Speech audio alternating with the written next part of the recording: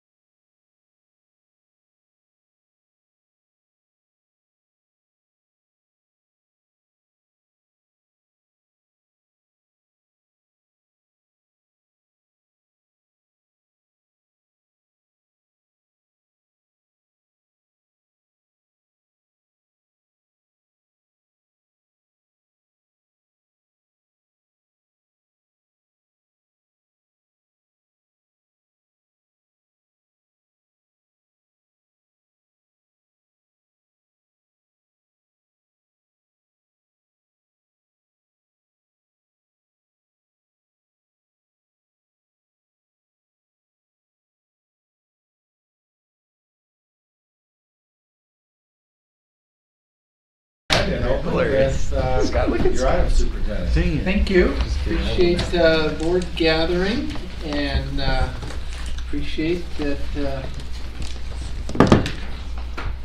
we have winter break. Yes. 2.5 more days. It's been a busy weather week and other unexpected opportunities week. We'll be grateful to wrap up this semester. Tonight, or this afternoon, we appreciate Eric Woodhouse being here with us. He is part of our operations team that Kimberly Bird oversees. Technical difficulties. Reconnected. Technical difficulties. And all I got. Eric took over when Mike Browning retired, and Eric has just jumped in with both feet. Appreciate the work that he's done, the engagement that he has demonstrated in his new position, building relationships with our local law enforcement, going to conferences with national law enforcement, just trying to keep up on best practices in terms of safety, school safety, as well as transportation. So appreciate Eric. He has became a trainer on threat assessment and brought that into our district and has worked with our principals and teams. We have more to go. We talked yesterday about what that might look like and opportunities this next semester to train our counselors and others on threat assessment. We thought it would be a good idea. I think Julie recommended that the board become more aware of the threat assessment training, so I appreciate Board Member King supporting that and encouraging greater awareness by the board on threat assessment. So I believe, Eric, you have a presentation for us, and so we will turn the time over to Eric. Following his presentation, we'll talk a little bit about graduation expectations and then save some time for board governance. Let me get this up and Don't let go on, but yeah, those were happening over here. Yeah. Should be good to go. So threat assessment assesses threats. It's comprehensive. It's about a complete assessment of threats is what we're. No, it's really taking into consideration a comprehensive to me, defined in two ways. Comprehensive, you look at the complete, all the variables associated with the threat, and then it's not just a single individual making that determination, that a group will look at that data and information to be more comprehensive. Okay, I've stalled enough. No, I actually don't have anything else to say. That pretty much does it. Okay. So, when I met with Superintendent and he spoke with Kimberly on exactly what we wanted to go over today in study session, what we really want to go over is an elevator speech. So if somebody approaches you and say, what are you doing in your district in regards to threats? Because let's be honest, that's probably the #1 topic that we're having around nationally because we're seeing more incidents about it. And when something happens nationally, then suddenly it becomes the hot topic everywhere we go. And so I want you guys to feel prepared for what do we do in Alpine School District. And so by the end of this conversation, I want you to be able to ask questions. If there's something that seems confusing to you, please raise your hand, ask a question. I want to be able to answer that for you so you can confidently address people in our public as far as what we're doing in our district to respond. So when we talk about school safety, really it's two-pronged. We have responsive solutions and then we have proactive solutions. When we talk about responsive solutions, we're talking about those things that we do to harden our buildings or those things that we do when we react to a situation, kind of like what happened yesterday at Eagle Mountain, if you're familiar with that. We responded to that kind of a situation. We do that through our standard response protocol. That's this right here. So in an emergency, we follow one of these 5 things. And yesterday it was a secure, where we locked the outside doors and then individuals held in place because there was an event that was happening outside of the community that the police needed to respond to. So we responded appropriately, and I thought our principals did a really good job because they were following that standard response protocol and they had practiced that beforehand. But those are all responsive type of things. Same thing with door locks, our cameras, stop the bleed kits. If something happens in one of our schools and we need to make sure that we're stopping the bleed really quick so that one of our students survives, Stacy, we've been working with you on those, so we're going to put those in our schools. Those are all examples of responsive solutions, and they're important. However, they make up probably 30% of our response. What we really want to spend 70% of our time doing are these proactive solutions. So when I go through these solutions, if you have any questions about it, let me know. And I think it'll be interesting that I paired up this last one, which is threat assessment, under proactive solution, which might not make sense to you. As we go through this presentation, it'll make a lot more sense. But you'll notice related services and the student services department. So I first want to say that this threat assessment team, we have a team at the district, which has largely been the work of student services and myself. I would be remiss if I didn't tell you, I've been very excited about Amy Seisen and the work she's done as the student services director there. She is just really on the ball. I've been coordinating with her, and a lot of the work that we've done has been in coordination with Amy and her team. She's doing a fantastic job there. So I'm representing student services when it comes to this. But the related services that we have in our schools, the school counselors, the school psychologists, the social workers that we have, those are all critical in these proactive solutions because they're helping. Yes? Amy, who? Seisen. Seisen. She is our director of student services. Been there 5 months, doing a fantastic job. And then we have a social and emotional wellness curriculum. What I mean by that is we have a lot of students that just don't know how to regulate. So when they become frustrated, if they're not taught what to do, then when that situation comes, then they tend to escalate. We want to help those students have that tier 1 instruction, so it's proactive. Student connection, we're hoping every student has a safe person that they feel like they can go to in the event of an emergency and talk to somebody about their feelings. And threat assessment and threat response is the same, and it belongs down here because it's a proactive thing. It's what we want students to come and tell us about that there was a threat made. And we want to assess the level of that threat, but we also want to have a response to every one of those threats. It's not enough just to assess what level of threat it was. If we're not following up with a response, then we're not being good stewards, okay? So let's talk about the threat assessment and threat response. First, what is threat assessment? This is a definition given by CSTAG in coordination with the University of Virginia and the Secret Service. Threat assessment is a problem-solving approach to violence prevention that involves assessment and intervention with students who have threatened violence in some way. Let's take a picture of that and move on. So when they talk about assessing, what we're talking about is where is the student on this pathway to violence? And you might think, well, I've never been on this pathway to violence. Sure you have, okay? A lot of us have, but we kind of hang out in this grievance box. Most of us are down here in the lower left. So when we talk about the pathway to violence, grievance is often demonstrated through hostile, sarcastic, or bitter speech and writings, or by stares and demeanor. Sometimes I get stares from you all. Not a lot. So we kind of hang out in this grievance area, but we're adults. We know how to work through some of those grievances, but some of the students don't. So if they don't know how to work through those grievances, sometimes they move up to the next step. So you've got violence ideation, where the grievance spawns thoughts of fantasies of violence. So you get these students that are bullied over and over again, and you can see how they've tried to go to administration. That hasn't worked. They've told the bully, stop. Still doesn't stop. Then all of a sudden this ideation starts, and they start to think about ways that they're going to get payback from these people. So if that doesn't work, then all of a sudden they start to go to research and planning. And then it moves to preparation, then probing and breaching, and then finally an attack. So when a student makes a threat, I want to know where they're at along this pathway of violence. Am I going to respond differently to a student that's in preparation versus a student that's in grievance? Absolutely.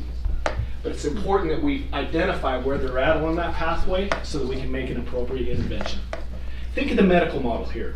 If you go into the doctor and they diagnose you with a cold, they're probably going to let that cold run its course because it's not that big of a deal. But if all of a sudden they diagnose you with some type of cancer, you can bet that you're going to walk out of there with a treatment plan. It's the same way here. If you get a student that's really serious on here, they better have some kind of a treatment plan, and we better be following up on that treatment plan. And that's the intervention stage. So the assessment is figuring out where they're at, and then depending on where they're at, the intervention is where we bring the plan in place to make sure that we're trying to get them from, say, preparation back down into this area where it's healthy, okay? Yes, How do you Sarah? do that? How do you do that? Great question, so let's talk about that. So the first thing we do, there's really 3 things that we do when we talk about threat assessment, okay? First, identification. What we mean by identification, friends, family members, or others seek help when concerned about someone in distress or threatening violence. Can any of you think of anything our schools do that might meet this part? Safety. Perfect. That's exactly what I was thinking of. Great job, Stacy. Safe UT, right? That's one way that people can identify these students that have made threats. Or sometimes you've got the SROs at the school, or administrator, or a teacher, or even hopefully parents. If that student feels unsafe and somebody made a threat, then they're telling their parents, and that parent is calling the administrator. And then we've identified, and then we're going to go ahead and do an assessment on that. I think part of it too is to see something, say something. Just it's cultural. It's not just is there a phone number, but it's a way of being that when we see something, we need to speak up and say something. We don't just ignore something that seems odd or off, and building that culture in schools to say, you know what, we're all here helping one another, and if you see something or hear something that doesn't seem right, say something. That's probably the number one critical thing that we need to change in our schools, because right now the culture is snitches get what? Stitches. Okay, you think that that's gone, but it's not. It's still very alive in our schools, right? They're not going to snitch on people. There's a difference between snitching and helping prevent some violence like this, and that's what we really need to hit home with our students. We can't live in this culture anymore of this idea that snitches get stitches. Or they record it and then they share it on social media. Yep. So, great thought, Superintendent. So, then we evaluate. The threat assessment team evaluates the seriousness of the threat, and we're going to talk about the importance of that team being a multidisciplinary team. It's not just the administrator anymore going in and doing the interview and say, you know what, this isn't such a big deal. We need a multidisciplinary team who come at that through different lenses to make sure that we're making the appropriate evaluation. And then we intervene based on where that student's at along the pathway of violence. Any questions on those three? Okay, moving on. Let me go back. Are Yes. there, in this training, do they identify who that what a good multidisciplinary team looks like, or is that something that we're determining at the local level? Yes, good. I was talking with an individual that works up at the Homeland Security place, and I was meeting with him at a Lehigh event where we were doing a table talk exercise with all the businesses in Lehigh last week. And he was very interested in what we were doing in our district, and he wanted to know who were on our multidisciplinary team. And as I was going through that, he said, man, you guys are really in the right place. But he's going to come and collaborate with us. We'll be working directly with the National Security Department to make sure we're doing it right. But I'll go through what that team is made up of right now. So again, threat assessment is not designed to determine whether a student has made a threat or whether a student poses a threat. Now, when you're in a school, especially at the elementary level, for parents, there's not really a difference between a student that makes a threat and poses a threat. The minute you make a threat, the energy's up really high. But what do I mean between, is there a difference between making a threat and posing a threat? What do you guys think? Yeah, they have the means and motive to actually act on it.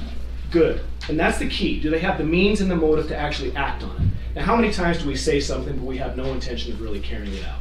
There was a parent yesterday at Cedar Valley High School that became very upset.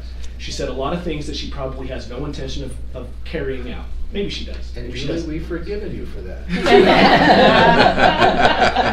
That's true. You have to work hard, but Too soon. okay. But On the video. what happens is sometimes a student makes a threat but doesn't necessarily pose a threat. So the team roles. So superintendent asked this question: who is on this team? You have a principal or assistant principal that is leading the team. School resource officer. So you've got somebody there that advises the team in response to illegal actions and emergencies. Then you've also got somebody from the mental health staff, and ideally it's a school counselor, psychologist, or a social worker, and at least you have at least two of those individuals on that team. And then optional team members are teachers, aides, other staff that may have information about that. Now, when you look at that team, you can see that it would be very ideal to have somebody from the mental health staff there looking through that lens, especially if this student has a history of trauma-related things happening in their life. Then that person can counsel them on the services needed for that intervention. But if you don't have mental health staff there, it's going to be very difficult to make sure that we're getting the right intervention in place. Does that make sense? Yeah, but don't you think that we get into trouble sometimes, like countrywide, when we assume that if someone makes a threat, that it's connected to mental health? Sometimes it's not, right? But I think that we want to be able to have somebody on there that can rule that out. We're not always going to say that it's responsible for mental health, but we do want to be able to rule out that it's not. Because if it is, then we want to make sure that the interventions are appropriate in that case. Sure. Really good question. Anything else on that? Yes. I mean, I know Sure. this is just in school, when you talk about the team, but where are the parents in that role? I mean, how do you work with parents when you are working together as a team? Good. Sometimes when you go through the interview questions, you can pretty much confidently say, yeah, this isn't a very serious one. But in the event that it is a serious one, then that's when you bring in the parent too, and there's a whole parent questionnaire on that, and they walk through that whole interview process with you, with the student there, because that parent is going to have a lot of information that you need, so that parent is involved all the way through that process. Very good. Yeah, like that question. Okay, so the first thing we do is evaluate the threat. You obtain an account of the threat and the context from the student and witnesses. You write down the actual threat, obtain student's explanation of the threat's meaning and his or her intentions. You obtain witness perceptions, and then you document your evaluation. So this is part of the CSTAG process. So I'm going to hand out actually the interview questions that were developed in coordination with the CIA, the Secret Service, and the University of Virginia. But I kind of want you to look at these. As you pass them around, there's 6 questions here that you're going to go through with each witness, but also the person that made the threat. So as we go through those questions, I want you to just read them and then talk with your elbow partner about what you notice about those questions. They're coming around. I should have done 2 rows. Okay, so clarify, Yes. CSTAG is. Comprehensive Student Threat Assessment Guidelines. Thank you. Okay, take a minute, read those questions, then talk with your elbow partner about what you notice.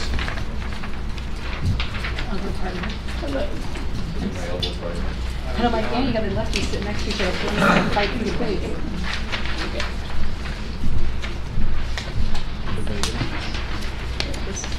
Sorry, these are the 6 questions. You know why I want to talk to you. That's an important question. It's not really.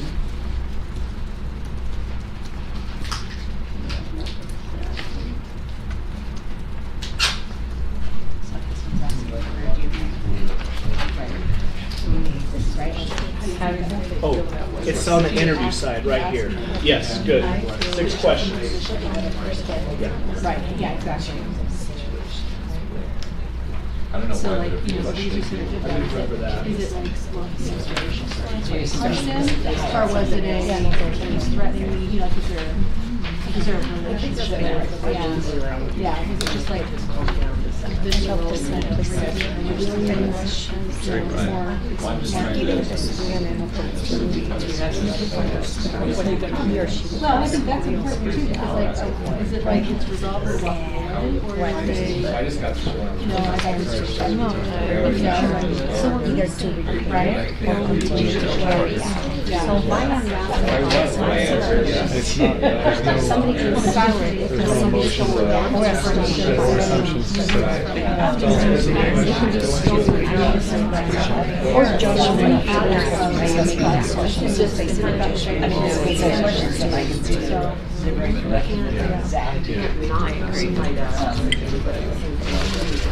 Trying to find out exactly what really happened. I should go through history. I haven't had a chance, but I wanted to. But there's not actually anything here. Once this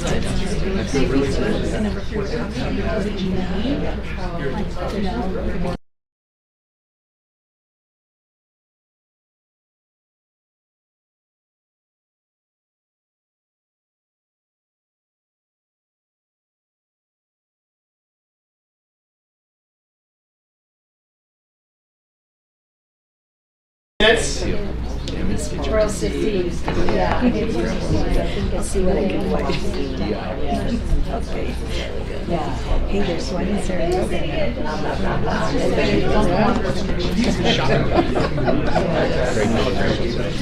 This is one of the other things that Was this a joke? They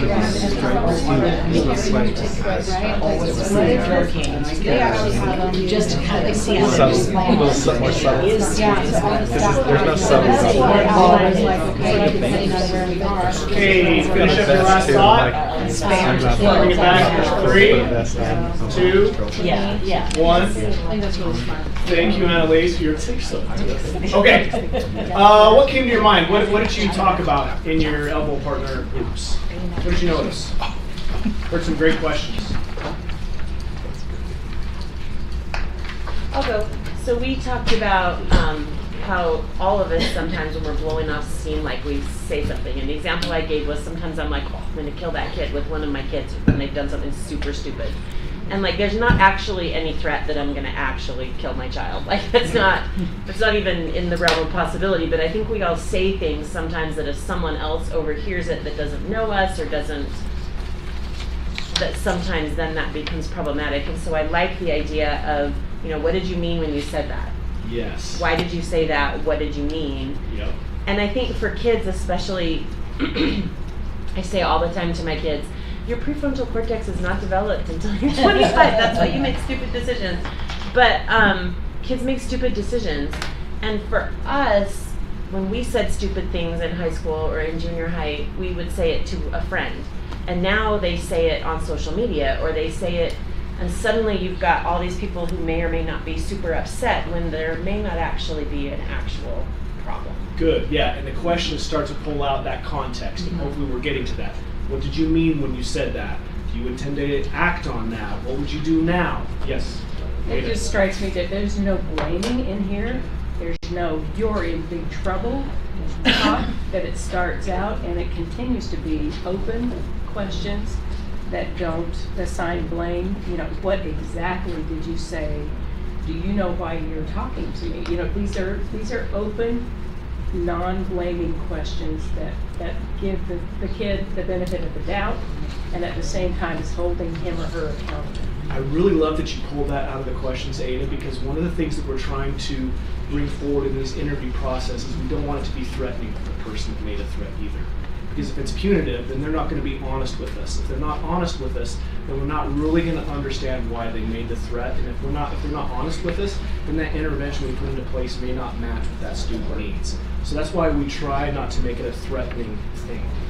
Yes, sir. Sarah and I talked a little bit about, number 4, just kind of trying to test a little bit of, the emotional intelligence of the individual you're dealing with, and do they understand empathy? Do they understand Yes. other people's feelings? Because that's something that's important, because a lot of the kids don't have that empathy trait maybe yet, and it's concerning when they are not able to see how someone else feels when they do something. Yep. If you were on that team and all of a sudden you're going through all the information and you see on this question that student has absolutely no empathy, you think that's going to change whether that's a serious threat or not a serious threat? You bet. I mean, if they don't have empathy, then that's a warning sign to me, right? Good. I think too, here's another, when you're thinking about that question, I think sometimes it's not that the child doesn't have empathy, it's that they weren't serious. And they may not have, there may have been 10 kids there and only one of them was concerned. Do you know what, based on how, so it does have something to do also with the person that heard it, and how did they, do you see what I'm saying? Like, different people hear things differently. Right. And a kid may say something to 4 kids and maybe only one of them's upset. The other 3 are like, oh no, I totally knew he was kidding. Okay, so what I like about this exercise right here is you guys are starting to ask questions. That this happens when I go in and coach teams through this process and they're interviewing these witnesses. These are the questions that they're asking right here. Maybe he didn't mean that, so now all of a sudden there's this dialogue back and forth. Do you see the power of a multidisciplinary team where you have more people at the table and all of a sudden it starts to generate these questions about the student? That's healthy. That's what we want to see in every one of these situations, okay? So once we evaluate the threat and we obtain all of these questions, then we start to attempt to resolve the threat as transient. So I'm going to give you 2 words here, transient and substantive. Transient means that it's not a very serious threat. The critical issue is not what the student threatened to do, but what the student intends. This transient, they really didn't intend it. So transient threats are often rhetorical remarks, I'm going to kill that kid. Not genuine expressions of intent to harm. At worst, express temporary feelings of anger or frustration. Usually end with an apology or clarification, right? That's a transient threat. The reason why I want you to know those 2 words, transient and substantive, is because Amy was meeting with Georgia School District and they used these same words in the same process when it came to bullying too, which I love that application. I love that you guys are discovering that, because I think that we could go through the similar process when it comes to bullying to make sure that we're putting appropriate interventions in place. So we'll talk to you further about that as that develops. And that everybody who I was talking about, Amy, that's her. That's the great director over student services. Thanks for being here. Okay, so now the other word is substantive, and this means it's more serious. So express intent to physically injure someone beyond the immediate situation. So a substantive threat means they come up and say, you know what, I'm going to get you after school tomorrow. That means it's at a later date. They've thought about how they're going to carry it out. That means you can tell that they're a little bit further up on that pathway to violence, more than just a temporary expression of anger. That's substantive. Now, there's a difference between a substantive threat and how we respond to it. So, we take immediate precautions to protect potential victims. May consult with law enforcement. So if it's serious and they're threatening somebody, can we warn the victim and victim's parents and let them know? You bet we can. Terror-soft law lets us make sure that we're warning the victim and the victim's parents so that they can be on alert. That's something that's been new over the last few years, and the importance of the victim's rights. Yes? Clarify, too, what they can be told. Yes. Why don't you go ahead and clarify that for us, Mr. Legal? Mr. Legal. So when there's a victim and there's a credible threat, the victim can actually be told who the perpetrator is so that they can be on alarm when they're around that person. Good. So it's not just, hey, somebody's going to get you, watch your back. Right? Be on alert. You could be walking down the hall. It could be anybody at any time. So you could actually say, this particular student has made a threat against you, so I need you to be careful when you're around that student. So that's a specific exception to FERPA. No. Yes. Okay, so we also have a serious substantive threat. The only difference between a substantive and a serious substantive is that it involves a weapon. So when they threaten violence with a weapon, then it becomes a serious substantive. When it becomes a serious substantive, we have on ASD forms, the principal gets on there, they print off the interview forms, and then they start asking those questions. When it involves a weapon, they have to immediately go into a response plan. And that response plan is the safety plan. If a person has made a serious substantive threat, there needs to be a response plan put into place in order to make sure that the students in that school are safe, as well as the person that made the threat. So we screen for mental health services, and that's usually a school psychologist, okay? Law enforcement investigation. So immediately when a student has made a threat, especially with a weapon, we as administrators can't go to their home and actually inspect if they have a weapon, if they have access to it, if they could actually carry it out. So law enforcement go and does that for us. They'll go into the home, they'll do an investigation, they'll ask if they have access to a weapon, all those things, bring that information back to the team so we can take that into consideration. And then we develop a safety plan that reduces risk. So, salient point here, in a threat assessment, we try to determine why the student made a threat. We can determine why, then we can put the appropriate intervention into place. So, I want you to turn that page over, and I want you to look. This is just one page of a safety plan. This plan is designed to reduce risk of violence and meet student needs. But you can see the power as a team starts to go through each one of these questions to determine if it's appropriate for this student. Imagine the conversations that this is going to generate. So take a minute or two, read through those, and then have a conversation with your elbow partner. So you're saying this part is that this happened for kids, like student services here. Yes. It should happen for student services because it goes to student services.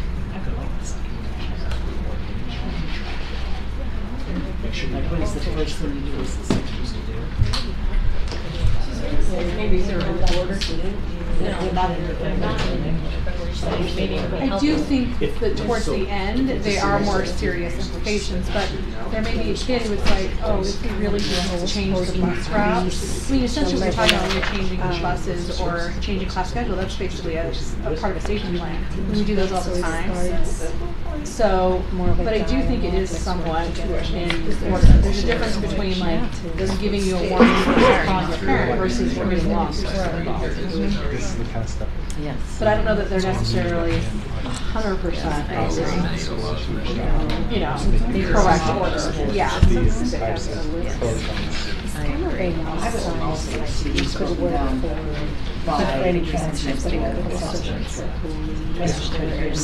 Here's the order of things you're going to situations, so it's all nice. I mean, it's not very nice. It's pretty visual format.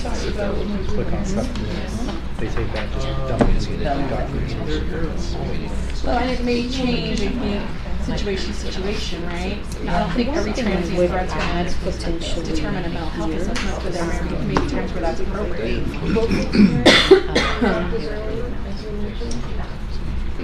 Okay, let's bring it back in 3, 2, 1. Okay, any thoughts? Yes. If I were an untrained person, which I am, I would like to see these as some sort of hierarchical order. Maybe even a transient, here's where you start. Substantive, here's where you start. Because there's a whole menu of things to do here, and I would think it might be confusing to know where do I start. Like, what is the first thing I always want to do? What's the second thing I go to? Or which ones maybe only apply if it's Yeah. substantive. Yeah, exactly. So that word. Substantive, whatever it is. Yeah, exactly. Yeah, rather than a. I think the tricky thing in putting in a hierarchical order on something is for us to say, well, in every situation, do this first, do this second, do this third, but people are complicated. Yeah. It's just not that easy. When you're looking at it, you might look, and depending on the interventions that have already been tried with that student, because if they're to the point where they've already made a serious substantive threat, chances are the student has already had a couple of run-ins with administration. So hopefully that documentation is good where they can look at that and say, you know what, we've already tried 3, 4, and 5. Maybe it's time we go to 6, 7, and 8.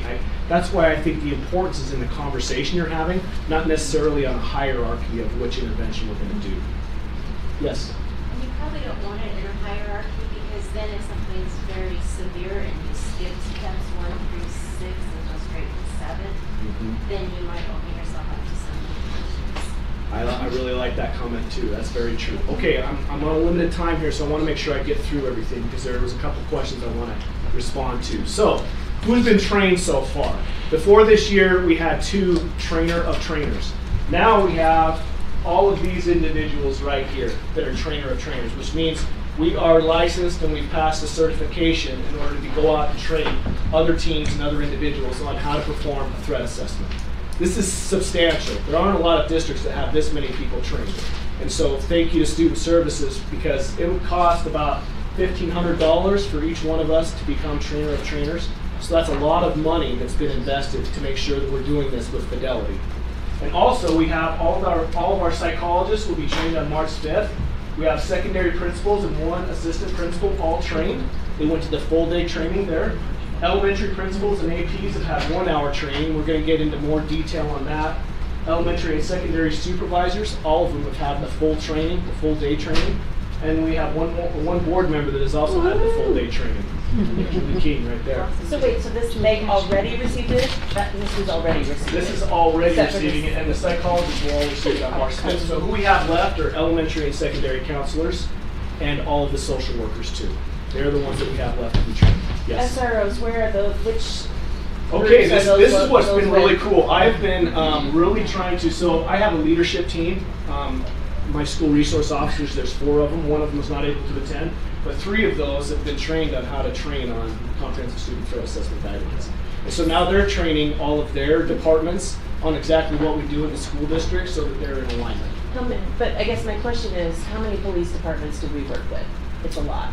Yeah, it's a lot. So do those SROs that have been trained, are they reaching out to officers in other departments that are covering our schools, or are they training only the officers in their own? So they're training all of our, yes, they're training all of our SROs. Okay. So all of our SROs get together and that training happens together. Okay. Now the patrol officers and everyone else that may be responding to some of these investigations, we'll get them trained, but I'm working with the chief of police and every one of these. No, I just wanted to make sure that that the SROs were crossing their departments. Right. Since how many departments do we deal with? 7 or 8? 14. We have 14 units of sheriff's Yeah. office, but some are Yeah. there. We don't do Draper. No. We don't do. Saratoga covers Draper too. Yeah. We've got Orem, Bluffdale. Lincoln, Pleasant Grove, Highland. Peak, Like, there isn't, Yeah. Highland, Yeah. Lehigh, Saratoga, Sheriff. because like Cedar Hills Probably uses AF and Yeah, Alpine I'd say Highland 10. use the same We don't do one. Purple Yeah. Canyon. Yep. Are there plans to train We talk about things. Okay, so when it comes to what's the next step, we can train whoever we feel like needs to be trained. So as a board, as you guys are having conversation, you're like, do we need to train advocates? You bet. If there is an individual at the high school or junior highs that they feel like they want to be trained, I'm happy to train them. So we have all of these individuals right now that can go to any one of these schools and train teams. And I think there's probably levels of training. There's an awareness of what threat assessment is, to have a working knowledge of it, because that advocate would probably not lead a team in a threat assessment. No, but also your relationship with them determines what information they're gonna give you in that conversation, right? And so it feels like a lot of our kids would probably be more open with an advocate they work with regularly. And I think, yes, that advocate may receive some information, but I think a significant threat assessment won't be done by now. Right, but they should have some level, right? So like a working knowledge of what are things that I should. Right, as I said, I think there's levels of training. Yeah. Would we certify every advocate? Oh no, I'm not saying that. Just wondering if there are plans to give them anything.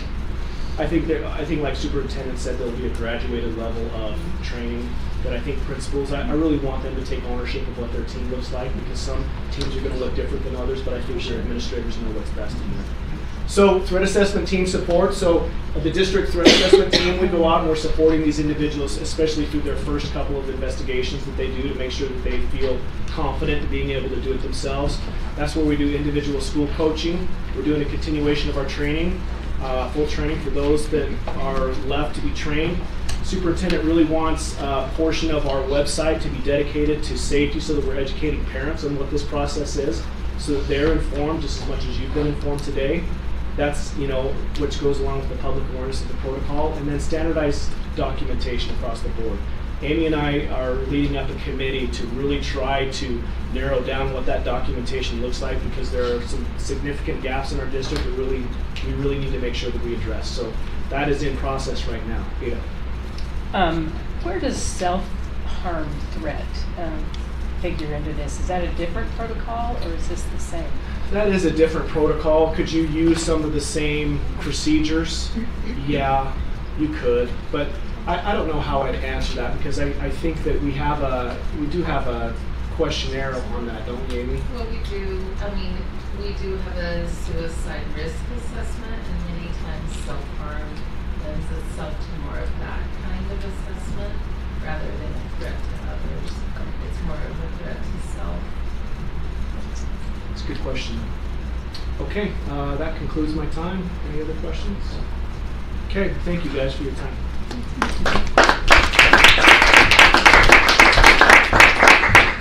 Can I just ask one question before you leave? Yeah. So, do we have any data on, differences between people who have been trained and have not been trained in their ability to prevent threats? Or I'm just kind of curious if you're aware of any data on the impact of this threat assessment on.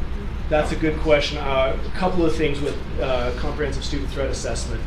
It eliminates a lot of the bias. If you stick straight to those questions, you're completely removing bias from the equation, which sometimes a lot of administrators have. I think we'll start to really see a lot of data in who is getting referred for student service hearings and those that aren't, based on this. So is there any kind of data on those that do it with fidelity and those that don't? That's a good question, but I would say if you're following any protocol, it's better than the protocol we had before.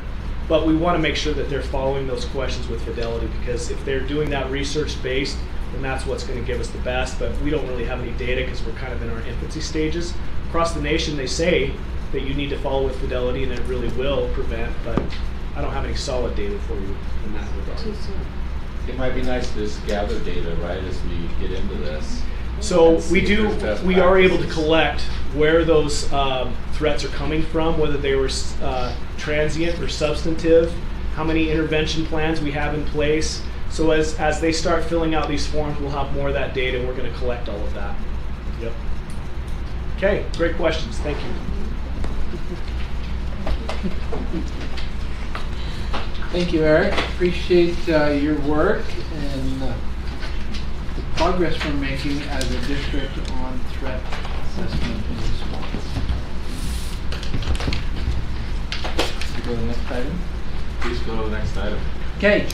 I will give the public and the board just a little bit of background on our next item, graduation requirements.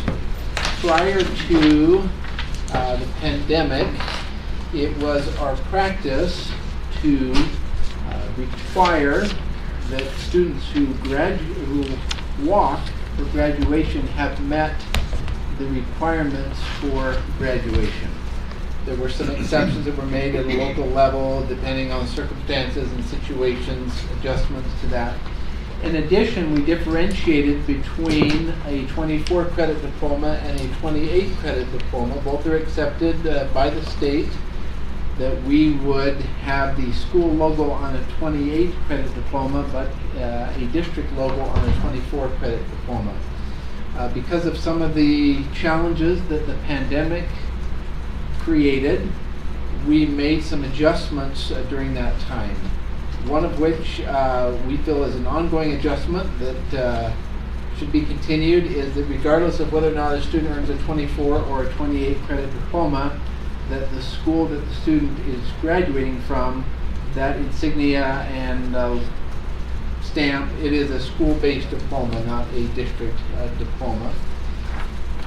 Second thing we did was to allow students who had not met the graduation requirement to still participate in that ceremony with their peers. As we move out of the pandemic, there has been some questions raised by our school counselors and administrators about what that policy might look like in the future. There are various degrees of feelings among counselors and principals about the challenge that making that an expectation brings or not making that an expectation brings. It has been used as an incentive to encourage students to complete their requirements so that they can graduate and walk with their class. It is believed that it is an incentive to be able to be with your classmates and walk and participate in that ceremony, and consequently having that expectation that you don't participate in that unless you are on track to graduate. Many believe that that is an incentive to encourage students to complete those requirements. When that is not the case, when that's not an expectation, some feel that then they have to follow up afterwards in the summer before we have to finally make that declaration of who met the requirements, who did not.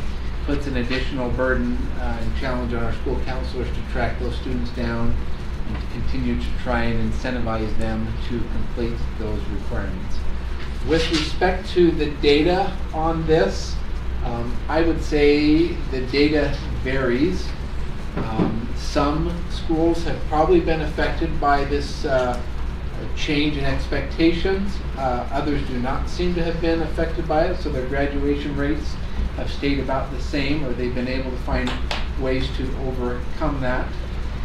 The other sense that we get from our principals in talking with them is they would like it, whatever the decision is, the will of the board is, that it's standardized across all schools, so you're not pitting school against school with different graduation policies. We currently do not have this in policy. The board could elect to put this expectation or practice into formal policy. When we made the change before, we just shared with schools that it is the will of the board that this is the expectation. So the purpose of our discussion here is to determine the will of the board with respect to graduation expectations. Will we require students to meet the requirements for graduation in order to participate in graduation ceremonies, with exceptions being addressed at the school level? Joel, Scott, other members of the team, any additional clarification on that before we open it up for board discussion? That's a great explanation. Yeah. Okay. I'll start. Thank you, Board Member Bateman. Thank you.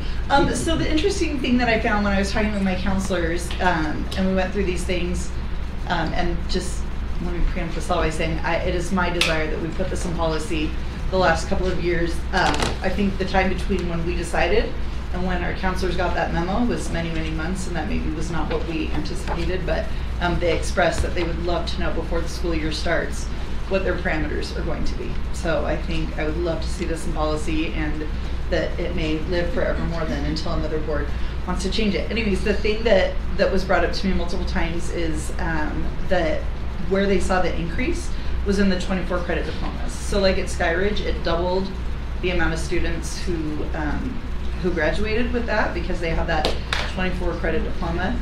And so on both Skyridge and Lehigh, neither one of them said that allowing students to walk actually increased graduation numbers, which I thought was interesting, because I think when we had these conversations in Superintendent Sweeney and some other places, we were all hoping it would be this great motivator of you can walk and then you will be motivated to finish, and that was not the reality of what happened for them. I appreciate the conversations with Superintendent. I think we have had lots of conversations that maybe shifted the way I thought about it, or what I hoped it would be. And I think the things that I hoped it to be was not what it was, and I wasn't considering what then the impact would be on counselors. So I think it's sixes and we pick, right? So if we say you have to finish to walk, then counselors are doing a whole lot of chasing in the spring. When we say you can walk and then finish, then they're doing a whole lot of chasing in the summer. And the reality is that we have a lot of students who are now 18. They have their own jobs, so you've got people that are trying to, get them at their place of work, or trying to get them to answer the phone. Hey, you got to finish. And so for me, I much prefer the chasing to be in the spring, because when it comes to the summer and the fall, because it just the October 1 cutoff, right? That's time that they're not spending on existing students. They're spending on students that have already left the school. So my preference is that we bring back that you need to walk. Also, my understanding. Do you need to walk, or that you need to finish your credits before you walk. And I guess when we had the original conversation, I made an assumption that it would be kids who were close to graduating, right? So within the summer, and it turns out there were a whole lot with 7 or 8 or more missing credits, so that's not feasible for a summer, or even by October 1st. And so that was my fault for not clarifying what our parameters were going to be. Another concern I got was that parents who come to graduation and they see their student walk across the stage and get the little holder, they were under the impression that their students graduated. So then when counselors are calling home saying we're trying to get this, and parents are saying, oh no, my kid graduated, like I saw him do it, not realizing that they just got the holder. And one of my schools, which I thought was very cool, instead of everybody got a paper when you went to get your diplomas, whether it was your actual diploma or it said, here are the things that you need to complete to graduate, everybody walked with a paper. Which, given the girl that broke in tears that when we were up at Real, and as I'm assuring her, no, nobody will know, you can walk, it'll be fine. I think that was great, but I also think that there was just some misunderstanding in terms of, did you actually graduate? What do you still have left to do? When do you need to do it by? And so if we can clean that all up and make it clean, I am very, very much in support of that, and also just very much in support of making the 24 credit diploma, having your school logo be a permanent change. I think we know early on some students who would benefit if they knew they could do 24 credit diploma up front, and based on their individual educational goals or their home situations. And so I really love the idea that being a diploma from your school, because once you get to college, it doesn't matter, they accept both. And so I think what's important to the families is saying, I was part of this community, right? I was at this school, and it's not kind of a consolation prize, if you will. So me personally, very, very much in favor of putting the restriction in. And I know we always say, well, what about this, or what about this? And I think for the more extreme special circumstances, those schools are already working with those families. So if you have someone that has, a serious or a terminal illness, or just really hard and traumatic circumstances, those are being taken care of, right? There is not, I think sometimes maybe we look to those and we really want to protect that group of kids, but their admin teams are already doing that. So anyways, so I'm just kind of in the spot of, I would like us to bring back finishing your credits. My sense from my counselors very much was that they felt kids were more motivated when they thought they had to get it done to walk to finish. And I think anytime they can finish and actually leave and go about the rest of their lives and not try to, have to come back and do things. I think that's, for me, that's the best way to set them up for success. So very appreciative to the counselors and those who contributed to this conversation so that we can have a clean picture of it.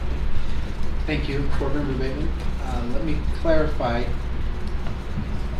I think what we're trying to determine tonight is what the expectation will be. If the board chooses to put that in policy, that can come back in subsequent meetings.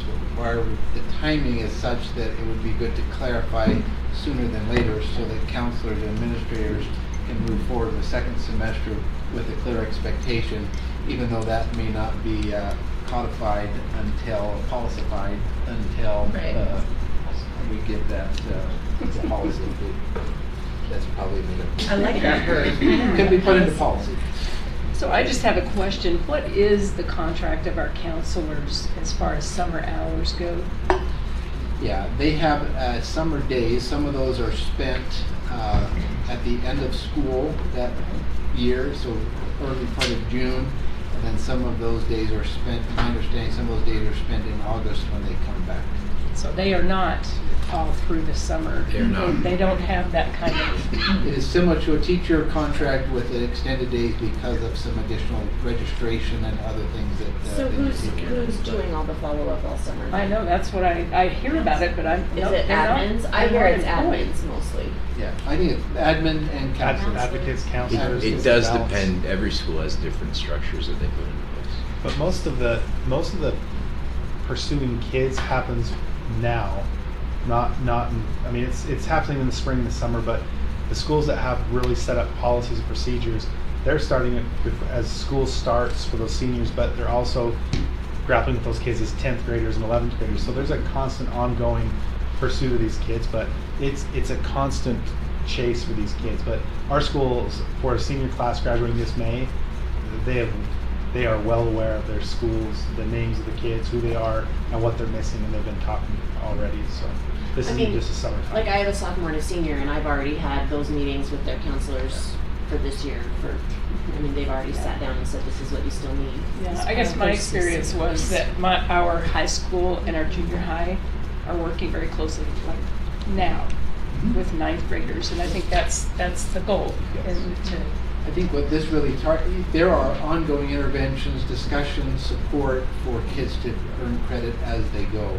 This was mainly addressing those ones that were trying to get last minute, you're 3 credits short or 5 credits short or wherever you're at to catch the up. counselors. A lot of intervention, prevention going on from 9th grade on, and then they get into at this point got into some intervention to say, okay, we didn't hit the mark by the time you walked, you still walked now, how do we address that? And the counselors I spoke to wanted to maintain the requirements for walking.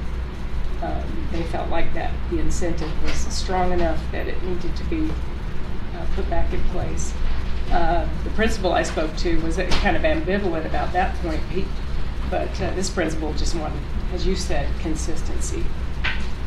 That was important across our district.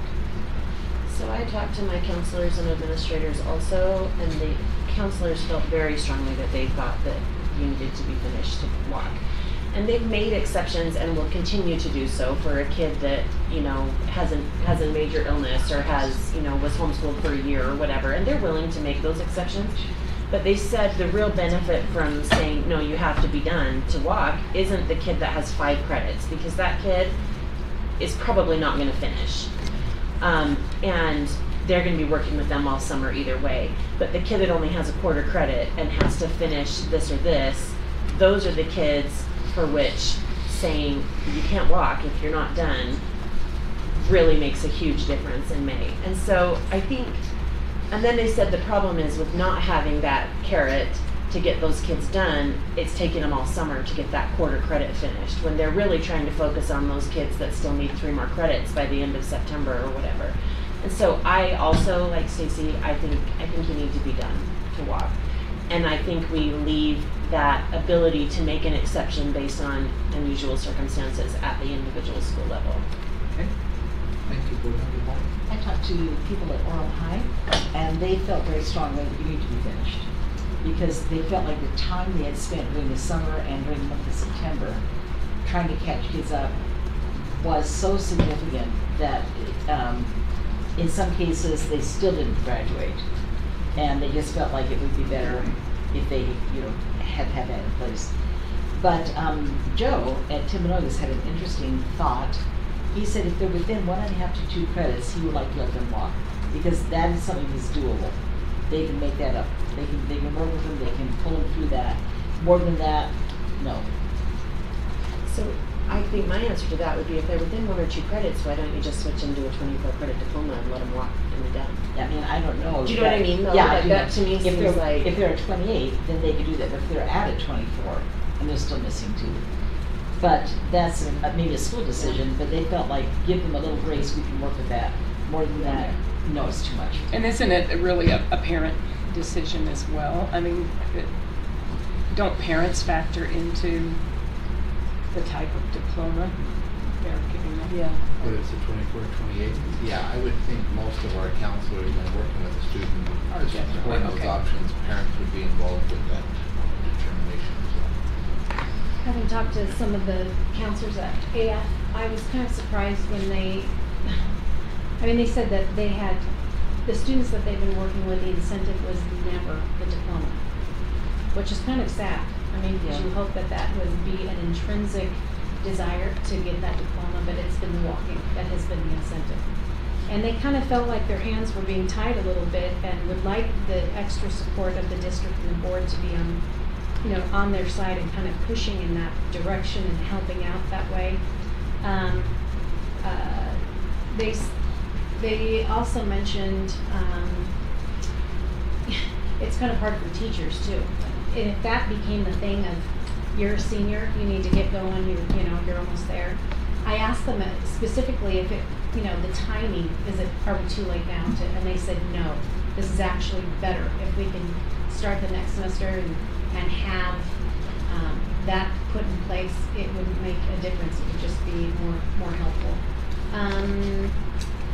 I had a thought and it left, but I agree with the comments so far, but I think that we need to get back to, I know that in a nice utopian world, it would be great if they cared about their diploma and what they learned, but it's the walking.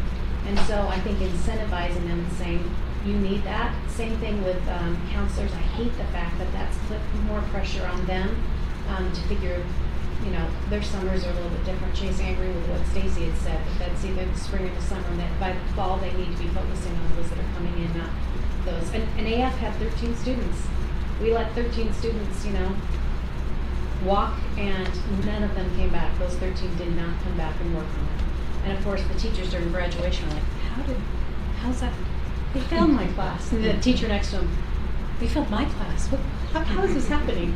And so I think it's time we move forward and then maybe, I think we've heard of teachers feeling like never before has there just been apathy, just complete apathy with students. And something that we can maybe light a fire a little bit and say, yeah, your little TikTok video or your Instagram of you walking, it's not going to happen. And I mean, it's silly, but that's what they do care about. Can I go back? Thank you, Member Beeson.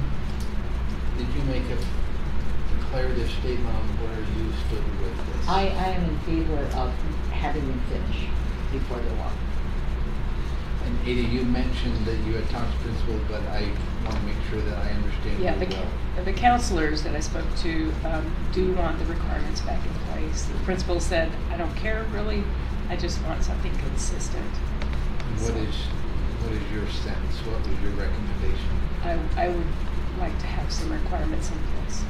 Thank you, Board Member. So I talked to counselors as well as a principal. I think that the counselors probably across the district want that as a tool to help motivate students. My principal's like, he felt like the counselors were a little too eager to use that stick on students, you know what I mean? And so he was, I think his comment was that they also don't want to tell students about the 24 credit hour option. They want to hide it from them. And I don't know how to, so I'm trying to, I mean, I know the counselors are burdened, right, of trying to get these students through. I just think that, I hope they don't see this as a stick, you know what I mean? And I want all the sticks I can get to motivate students to actually conform. I hope they see it as a tool that I want to help them succeed. So I'm supportive of going back to, you have to have completed the credits to graduate, on the condition that we tell them that there's a 24 credit hour option. Because, you know, if they can get to that, I think there's some counselors that even if they're a few credits shy, will not tell them about the 24 credit hour thing because they feel like it's somehow less, and they want them to get to the 28 credit hour thing. So I guess I would just say, if we're gonna start enforcing this again, can we also ask the counselors to be more forthcoming on the 24 credit hour option? I think part of that's a funding issue because I've had that conversation a lot of times because I think the 24-hour credit is great, but I think on the counselor end, it's if we publicize this more, we're losing funding, which I think that's a different conversation. But I agree with you. Losing funding because kids will drop out of semester. Well, because it's or arts something. classes, right? Because that's basically what 24 credit is, right? I think it's also important to note that the state is currently reviewing expectations for graduation with the anticipation that in the next 3 to 4 years, those may significantly change. Dr. Perkins shared with me an article by the Carnegie Foundation, who really has sponsored the Carnegie unit that graduation is based off of since 1906 or something, over 100 years. The recent article said the Carnegie unit is done. We need to move on from this. So there will I anticipate there will always be some set of graduation expectations determined at the state level, but those may be changing in terms of credit in specific content areas. Some of the conversations they're having, models they're looking at as seals, certification in areas or competencies as determined not only in coursework but other means as well. So that's exciting. I want to hear. Board Member King.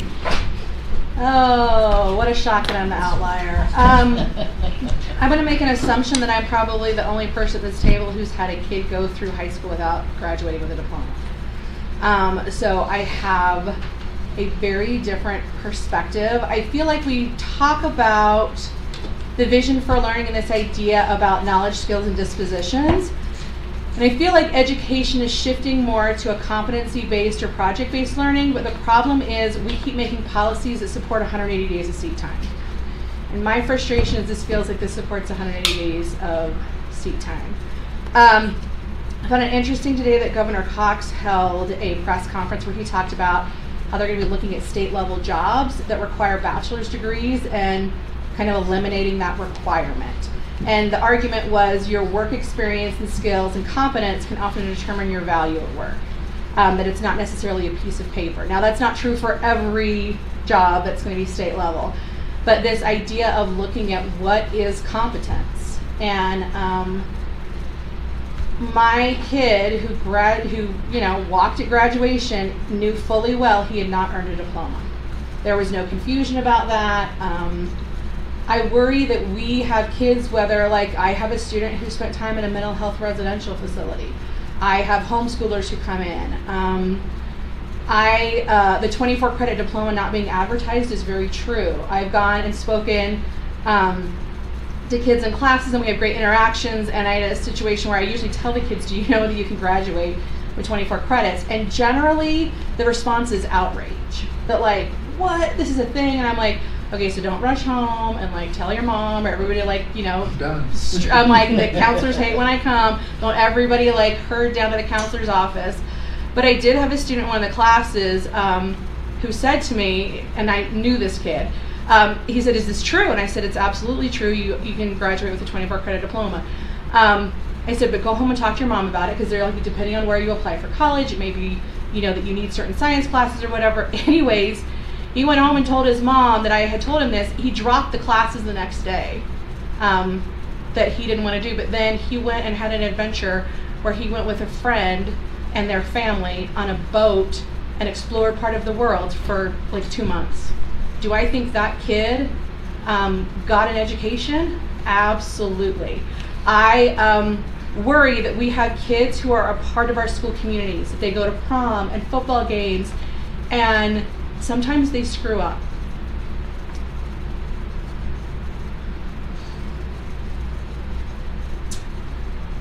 And I don't want any kid in one of our schools to be told, like, essentially, you don't belong here. And I feel that that's my concern about this, is that I don't want the process or the box checking to override the individual kid. I will say, as someone who is homeschooled, I look at diplomas differently than the most of the education community. I think a diploma is a nice thing to have. It is not a requirement. You can get into any higher ed institution in this state without a high school diploma. I understand that I'm probably going to be, 6-1 kind of a thing. I know we're not taking an official vote. We're talking about this going back to policy.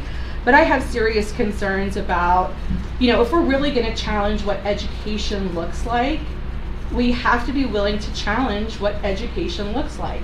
And that means something different. It means not the hoop jumping.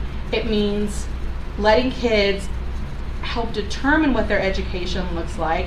And that's hard and it's complicated. I also think that we have the potential in ASD, having phenomenal teachers and phenomenal staff, to lead out on this. And I am worried that it's easier to defer to not testing the fences. And I'm always going to test fences. So I have a question for you, Julie, because Yeah. you brought up some good points. When Amber said, she trusts the counselors to make those exceptions for those students. I mean, to set the standard, but realize that there are exceptions, does that make you feel any better with those students that may struggle? But there could be exceptions, that the messaging could be a little bit different. Because I agree with Amber on that. I would actually love for us to look at a hybrid. Like, does that mean that if a homeschooler comes in 10th grade, that we say, okay, you completed 10th grade English, we're gonna allow that to count as 9th grade English as well. You've proven that you're competent. Because if you got a B in 10th grade English, the assumption is you would have passed 9th grade English. I would love for us to look at hybrids and other options. I worry that it can be very subjective, some of the exceptions. Am I giving the kid who has a medical illness an exception, but the kid who maybe spent some time in the juvenile justice system, I'm not giving that kid an exception? Because that kid was a mistake versus this kid was just circumstances happened to them. I worry that we then create some unconscious bias about how we're treating our students. I had a situation that we were discussing not too long ago in one of my secondary schools where I have a kiddo who started missing school and nobody could figure out why. It ended up that there had been some family dynamics and the student ended up homeless. Nobody knew. And once we were able to get in and provide some resources and support, that student hasn't missed a single period since then. But do I think that student, when they didn't feel maybe like they could go to the school for help, is going to disclose to a counselor, this is a situation I'm facing homelessness, and this is why I can't come to school? That takes a lot of trust for someone to kind of talk about those things. And I think that our counselors and our administrators are great. I think that they're going to work with kids. I just worry, Mark's comment about we want to make sure we're not using it as a stick. I just worry that when we start drawing lines, we start excluding people. And I feel like I said, I realize that I'm an oddity in education, that I understand that we work towards a diploma, and that's a measurable thing, and that's what the state uses to assess our secondary schools and as to whether or not they are educating kids appropriately. I think there's space for there to be other options. And I think you don't ever find out what that is until you start exploring and pushing back. Do you think part of it could be doing more, how do I say, like making sure that people understand what all the options are? Like I think about a lot of kids who have, whether it's been residential or, you know, day patient or whatever, and their parents don't realize that you can get a medical exception for that the same way you would if your kid was in the hospital for, you know, a physical thing. So do you think there are things we can put in place proactively that would I think grant that's that? I think that's part of a larger discussion. I think there's a difference still and a stigma associated with mental health dynamics. I absolutely agree. And it's different to go in and say my kid has cancer, they need to be chemo for 6 weeks, versus my kid is self-harming to the point they need to be in a residential facility. There is also I have huge issues with the way that like HIPAA doesn't apply under FERPA and concerns like that. I don't know that as a parent I would disclose that based on some of my concerns about it. So I just think, like I said, I just think there needs to be a little bit of space, and I worry that, and I understand where everyone else is coming from, and I absolutely hear it. I just want to make sure that we're very, very careful. It's interesting because even at AF, I'd asked how many of those students had, mental health or emotional issues. Not one of those. And she said, those are not the kids. We ran out of time, and I wish I would have asked more questions, but that was interesting to me. The other concern to me is that we're really hounding schools. I don't want to say hounding, getting after them, but graduation rates. The state does. But we do that as well, as where are we with graduation rates, and then turn around and not give them tools and supports. And if the support from the district to say, you want that to happen, that's a concern. I have 2 thoughts. First of all, I would love to see data on our students that aren't graduating, how far did they miss by? Like, did they miss by a quarter credit, or did they miss by 5 credits? Or did they miss by, like, what's the average even? I don't know if we have that information. But secondly, I think Julie's also right that we do have to look at things sometimes a little bit differently. Like for me, if I was a counselor and I had a kid who was homeschooled for 9th grade, then I would say, okay, now you need 21 credits to graduate. And are we offering our people that flexibility? Do you see what I'm saying? Because if you were homeschooled for 9th grade and your family said you finished 9th grade, now you're going to 10, that's 7 credits, right, towards graduation. So can we as a district then say, yeah, here's your 7 credits, move on with what you need for 10th grade or whatever? Does that make sense? Like, is there a way to sit down with those parents and say, these are the courses that were completed, this is the credit you get? Because I think you're right. Like, if a kid was homeschooled for 9th and 10th grade, they shouldn't be coming to us now for 28 credits or even 24 credits. They should be coming to us for 14 credits. And then they should be done and walking. You know? So is that a conversation to be had in teaching and learning, or equity, or both? Probably. Yeah, and Dr. Perkins and Scott can weigh in on this. My sense is our counselors are generally being as generous as they can in terms of accommodating students and saying, we can count this, we can count that. They're going to default to the side of generosity. That's the vibe I've gotten from them.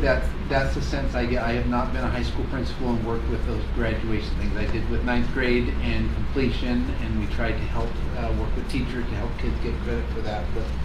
But that's my sense, is that there's the tone and the feeling is to try and do all that they can to help kids meet those expectations. For sure, and I think it's even on top of that is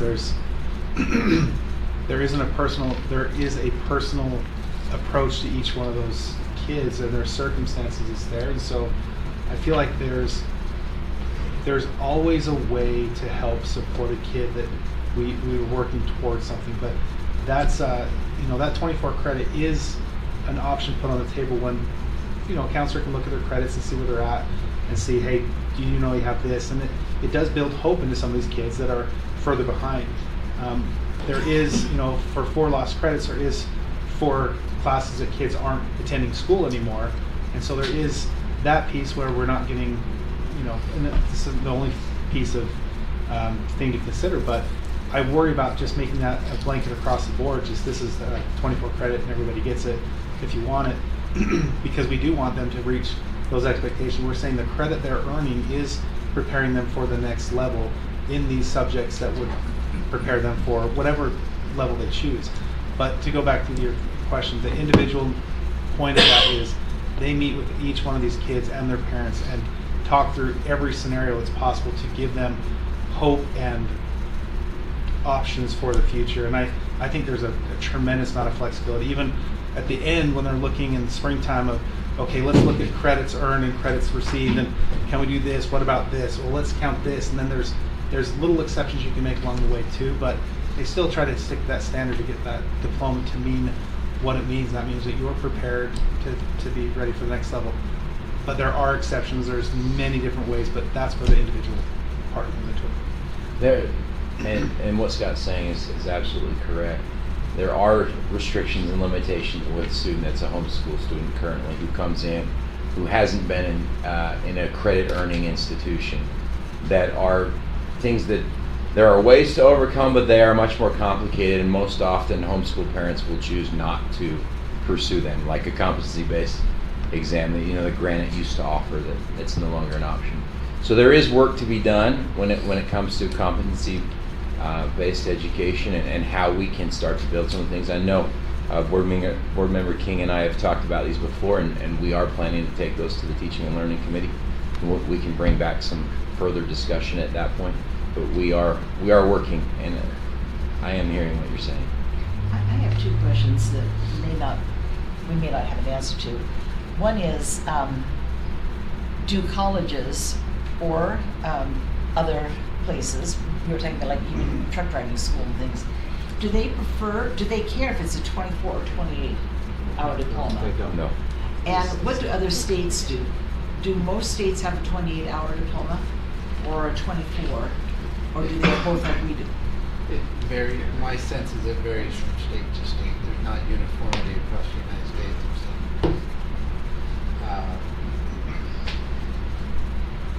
I think what Julie made the comment before, that where a school may look, if you're trying to go into a science program and you did the 24 and didn't take some advanced science, that may affect it. But as far as admission into the school, for different programs or scholarships or other things that may have effect. Can I add one more thing? I was just thinking about your comments, Julie, and thinking about some of the students that I've been able to work with.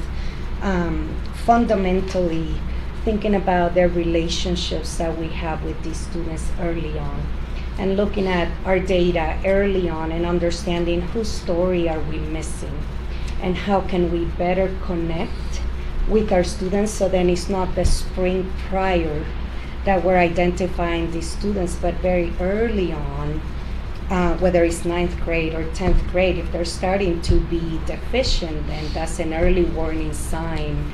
And who's the team that could come in and support that student or that family. So identifying our resources, bringing them all together, and really looking at the student from multiple perspectives and trying to attack those issues from the resources that we have in place. We have the resources. I think we just need to rethink and reimagine how we support students early on through relationships and connections.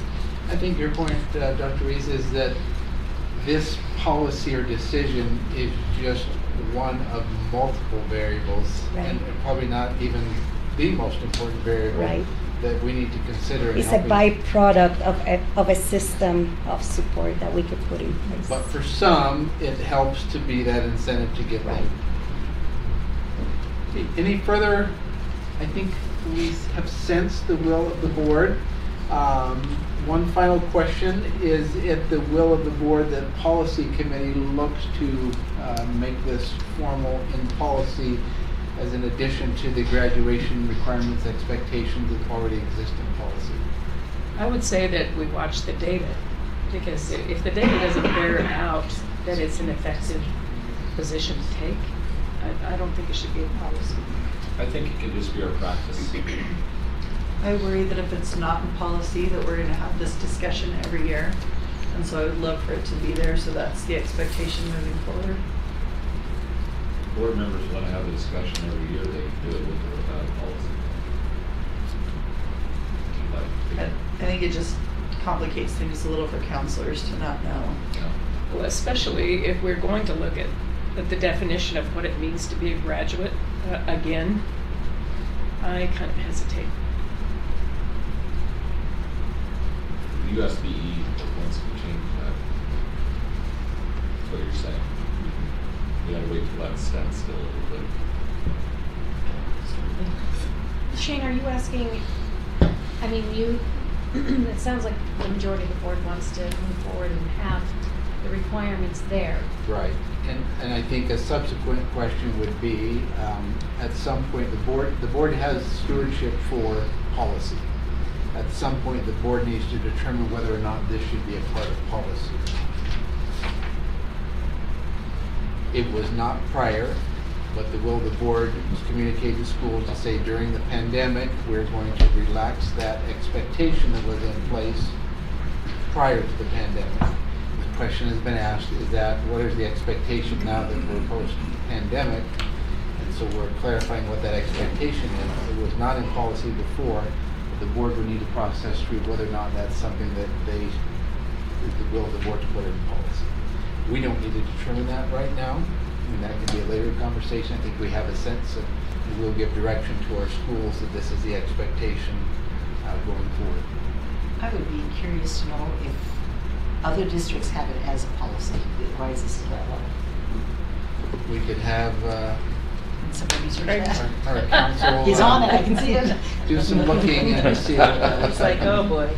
Bring it back. So if it wasn't policy, then pre-COVID? I'm not aware of this being in any policy. It was the expectation that was standardized across all schools. There was a concern pandemic that we've got kids that we've taken out the last 2 months. What do? We say we allow them to walk. That's right. No, I fully supported that. I was just wondering, is there a way to not put it in policy, but also if this is the expectation, that just is what goes forward? Administrative guidelines, that's what she's asking for. Yes, I want that. Okay. Thank you. We appreciate both of those discussions. Thank you. And anything else by staff on graduation? Those who had something they wanted to say right this is? Sorry. I don't want to take more time. I just wanted to remind everyone, the difference between the 24 and the 28 credit diploma are elective credits. Mm-hmm. So most often, if we have an individual who's 1.5 credits short, it's not because an elective class. They're missing a math or they're missing an English credit or something like that. And so oftentimes it's those elective credits that mean something to those students who are struggling to connect. Thank you. Anything else? okay. Thank you. We appreciate your suggestions and value the opinions of those of you who've been principals before and worked as counselors. I think it's I value very strongly our counselors and their work, and I understand their desire to be successful in helping students to graduate. So I think that this will be, I would love to have us collect data to see how this works out in the future, because the challenging thing is there's so many variables that you say, can you create causation, correlation between this, and I would be hard pressed to say there's influence, there's a relationship, is there causation and correlation between this policy and graduation? There are so many other factors that it would be hard to make that determination. Maybe what I'd be interested in is I hope that the counselors are thinking about this, right, as they're working with students and saying, how effective is this on a particular student? Is there a better way to motivate them? And so that, and sometimes if they're gathering a little bit of data, that helps them to think about it. But yep, I'll leave that up to those who make that happen. Can I make one comment on that real quick? Yes. One thing that I did hear from them was because graduation is so busy, you know, with our 800 kids that need diplomas, that they said there wasn't a real great way to gauge who could have walked even though they weren't finished, that they actually showed up. And so because everybody, like your whole faculty shows up, right? So we kind of talked through, that's probably what we're missing, is not knowing definitively who came that could have and then ultimately finished later. But I do think, it was Board Member Bonner that asked for the data on post-graduation to say where is the variation in terms of credit efficiency. And Scott and his team can gather that information and share that. So. Precursory research says Davis, Jordan, and Granite Canes do have policies. Okay, thank you. That's pretty fast. Yeah, magic spaces. Fastly, Park City or Washington. Okay, we will maybe adjourn for our study session. We'll be back here at 6. Great. That's what happens when you don't mean to turn the hour.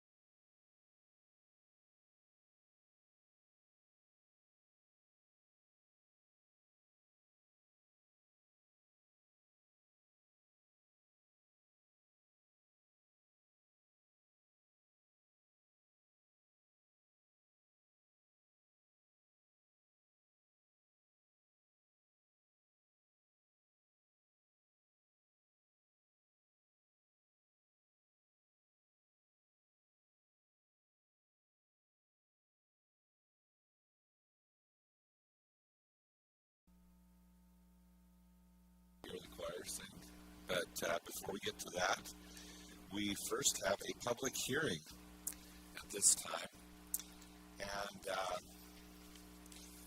we're now going to conduct a public hearing regarding the proposed boundary for the new elementary school in Eagle Mountain and the proposed boundary adjustment for Lehigh Junior, Viewpoint, and Willow Creek middle schools. So now I'm going to declare the public hearing open. And we have two people who signed up for the public hearing, Hunter Robinson and Cole Robinson. So if you guys would like to come up to the microphone here and make your public comment, we'd love to hear you.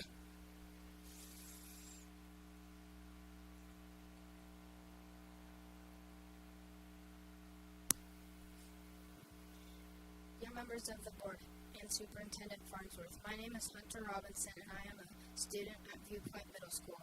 I have heard that one of the most common fears is public speaking. I do not fear speaking tonight, but I feel like I needed to come so you can hear firsthand what it's like for 7th graders at Viewpoint Middle School. Public speaking does not scare me, but what does is the thought of having to move schools in the middle of junior high. I couldn't sleep Sunday or last night because the thought of boundary change wouldn't leave my head. My family moved to Lehigh in the last month of my 5th grade year. My parents always said they would only move if it was before I started junior high because it is important to build solid friendships before starting middle school.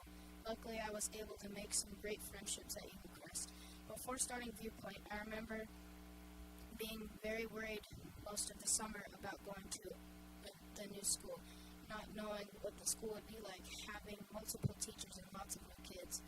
7th grade can be hard. I'm finally feeling comfortable in the halls, the classes, the schedule, routine, and my teachers. I've also been able to meet new kids in my classes and make more friendships with kids that didn't go to Eagle Crest. If we were asked to go to Lehigh Junior, it would feel like doing a year of 7th grade all over again. I would ask you, would you want to do 7th grade over again in back-to-back years? That is what is being proposed to my 7th grade classes at the Eagle Crest boundary. We are not being asked what we want. We are being told what is best for the numbers. My friends and I worry that what if only 2 or 3 of us have our permits accepted to Viewpoint next year? And if we are not guaranteed to stay at Viewpoint, I will lose new friendships I have made with those staying. This choice will split up groups of friends if you don't delay this. It would have been fine to make the transition from Eagle Crest to Lehigh Junior after 6th grade. We wouldn't have known any different and wouldn't have made the friends that we did will stay at Viewpoint. I ask, please don't do this. Put us at the top of the decision priority and ensure that whoever wants to stay at Viewpoint can next year. I feel that these decisions are being made because of the numbers. All of the many numbers are students whose lives will be affected by the decision tonight.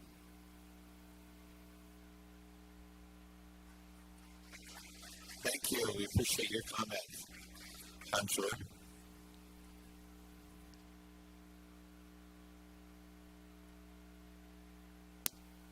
Like Hunter, I do fear public speaking. I spoke last time, and I don't mean to be a thorn in your side. I do really respect your job. I sat at for the whole meeting last time, and it became apparent that the option B kind of seemed to be the only option. Pause because I didn't feel like in my life when there's 2 choices being presented.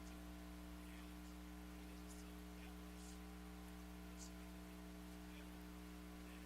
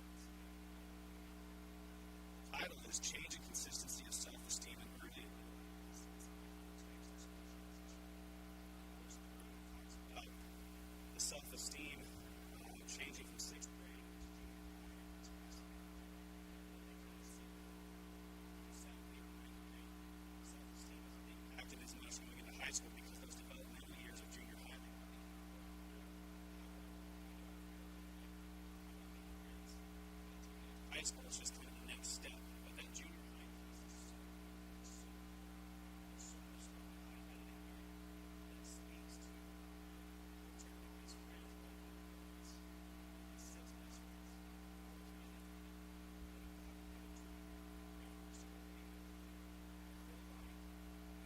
friends. Last meeting, it was said that the best guess was 20% of the students would stay with safety plans. Just a guess. Projections, if nothing was done, Viewpoint would have 13 of the students.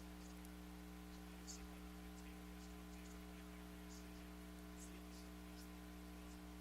If that's the case, then let sixth graders go into Lehigh.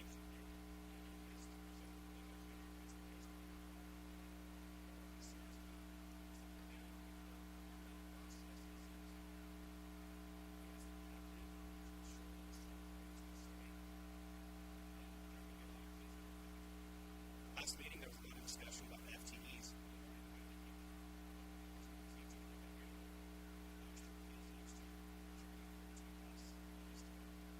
A lot more to say, but I ran out of time. Thank you for your time. Thank you for your comments. Is there anyone else who'd like to make a comment? Go ahead and come. If you don't mind stating your name and address, that'd be great. Yes, thank you. I apologize. My name is Trevor Dorius, and I live in Western Heights Lakeview Estates neighborhood in Eagle Mountain. First of all, I want to thank you all for taking the time to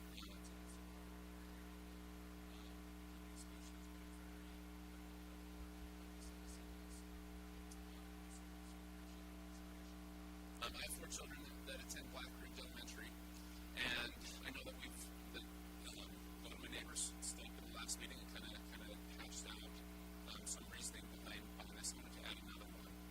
I know that it's very difficult to draw a solid boundary line, and according to right highway right there is a very easy line in our neighborhood distance. Surrounding our individual neighborhood is a neighborhood called Cedar Pass Ranch, which is 5-acre lots, lots of horse property, and so therefore, when you draw a line, it's not necessarily separating our neighborhood.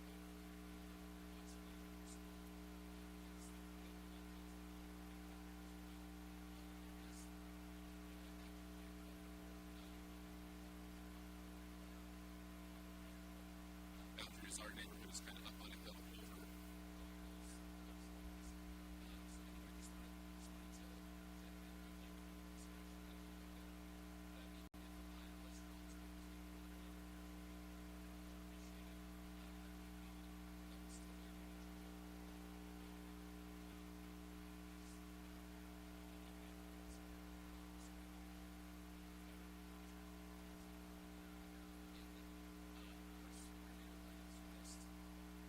Like with Black Ridge, we are a straight shot right across Highway 73.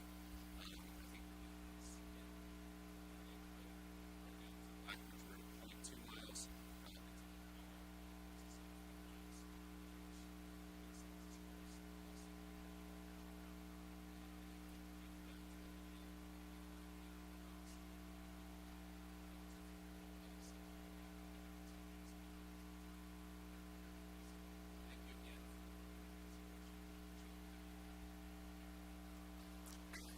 Thank you. We appreciate your comment. Is there anyone else who would like to make a public comment that hasn't signed up already?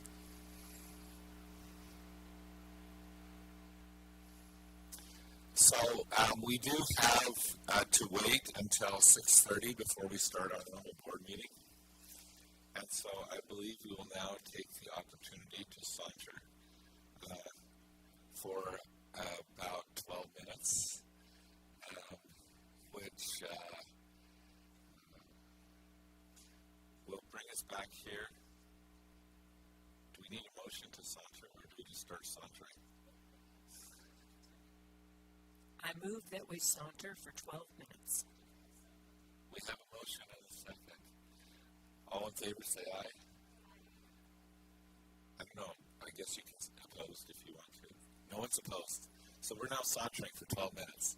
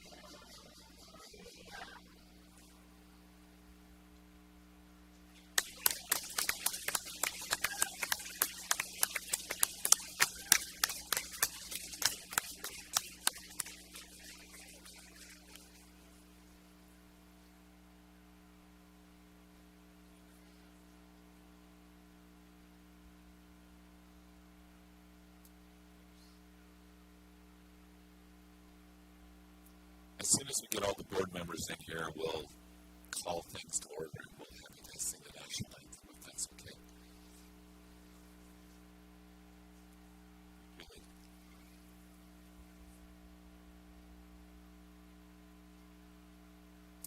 Okay, we would like to welcome everybody to the Alpine School Board of Education meeting. We have had a study session and 4 public hearing, and now we're in our board meeting. So we will begin by having the national anthem by the choir. You guys are amazing. This was you, I believe, sang this at a BYU basketball game. So thank you for sharing that with us as well. So you can go ahead and do that now if you'd like.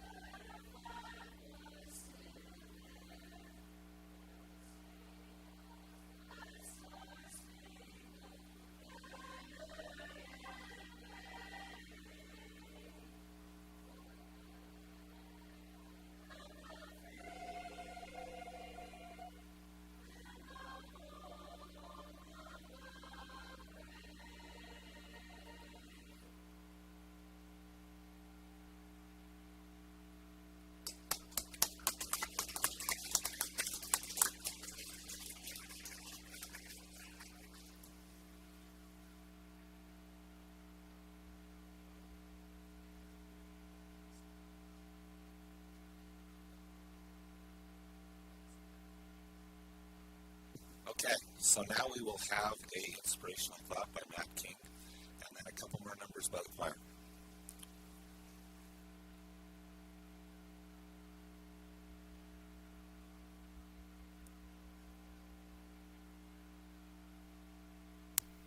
Thank you for this opportunity. I'm going to share a quote that was recently shared with me.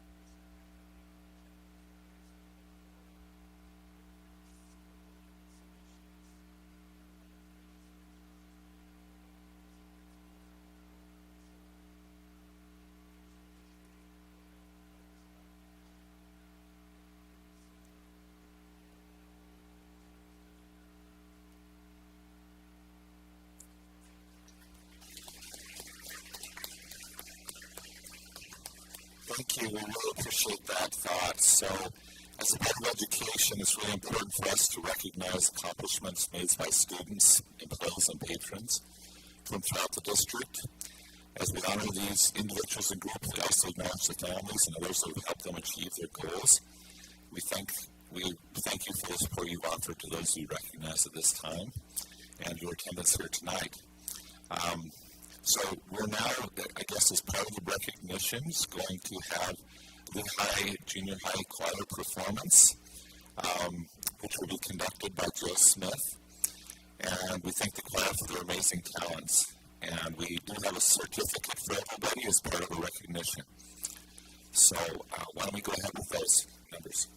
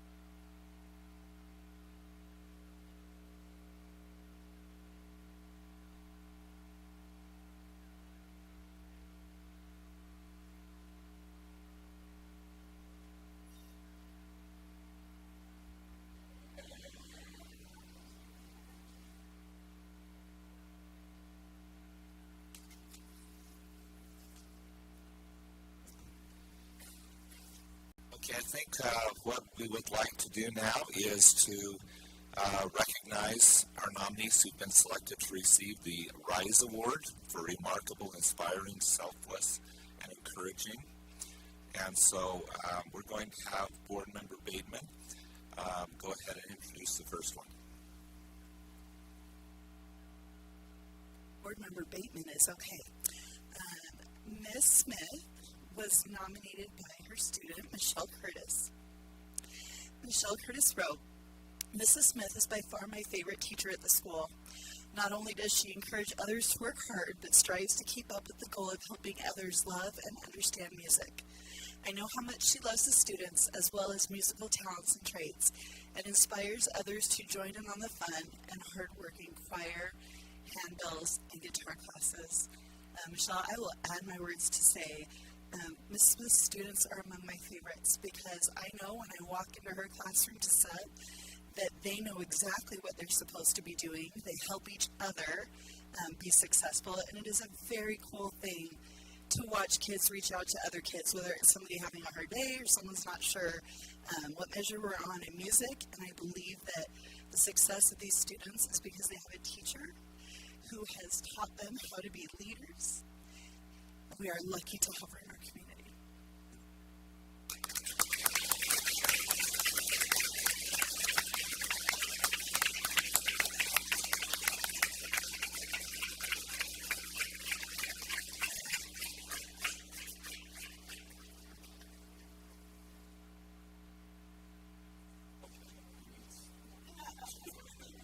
Short people like Matt's face. I'm all holes.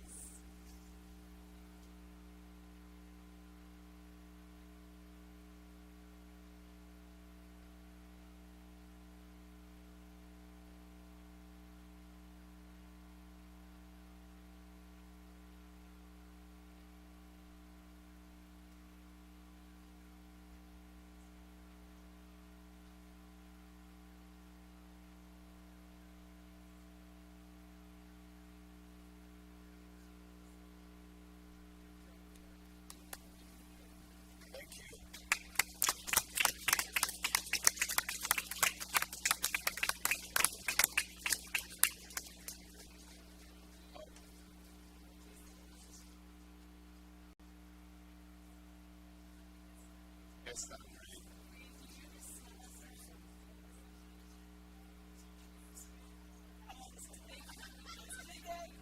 I thought the Alpines was here.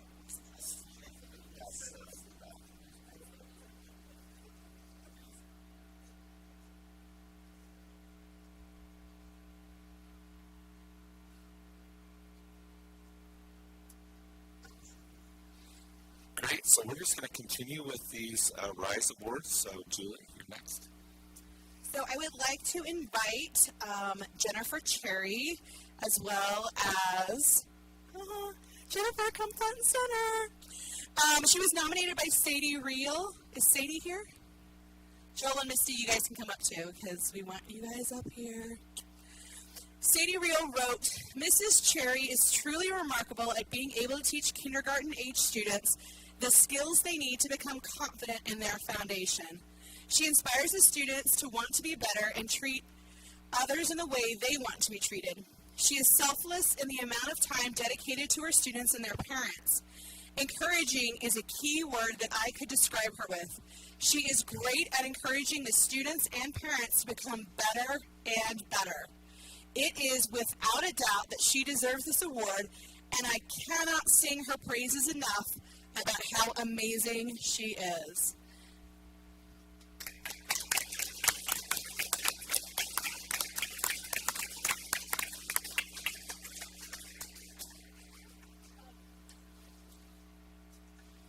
Okay, I'm next. Next we have Paul Wilcox. Is Paul here? There he is. And Joe and Rex, we wanted to invite you up also, and Eric to stay with him. So, Paul is one of our bus drivers, and he was nominated by Megan Packer, a parent, and this is what she had to say. "I had the opportunity to attend Clear Creek with Northridge Elementary School as a parent volunteer. I wanted to reach out and let you know what an excellent bus driver we had." Are you Megan? Yay! I'm glad you're here. Okay, Paul was engaging and offered many historical details and facts along the route. He tied the Utah history curriculum to where we were driving and made it tangible and real. I loved it because he taught me bits of history on location and made it real for the kids. Alpine District is lucky to have Paul Wilcox as a bus driver.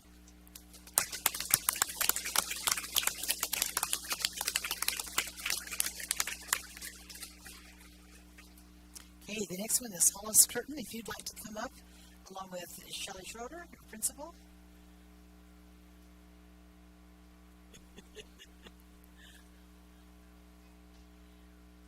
Okay, Hollis was nominated by Michelle Lee. Is Michelle here? No? Okay. She wrote, "You will never find a happier person or someone who works harder than our beloved custodian, Mr. Hollis. He is a ray of sunshine working in what arguably is one of the hardest jobs in the school. He works circles around everyone in the building and keeps it clean and well maintained." Now this is the part I loved. "Whether it is a call to pick up dog poop, scrub puke off from a carpet, clear another clogged toilet, or the myriad of other things that beckons, Hollis does it all with a smile on his face and never complains. Everyone knows Mr. Hollis is the best." And I have to say, I've been to Centennial dozens of times. It sparkles. It looks fabulous, always. So thank you.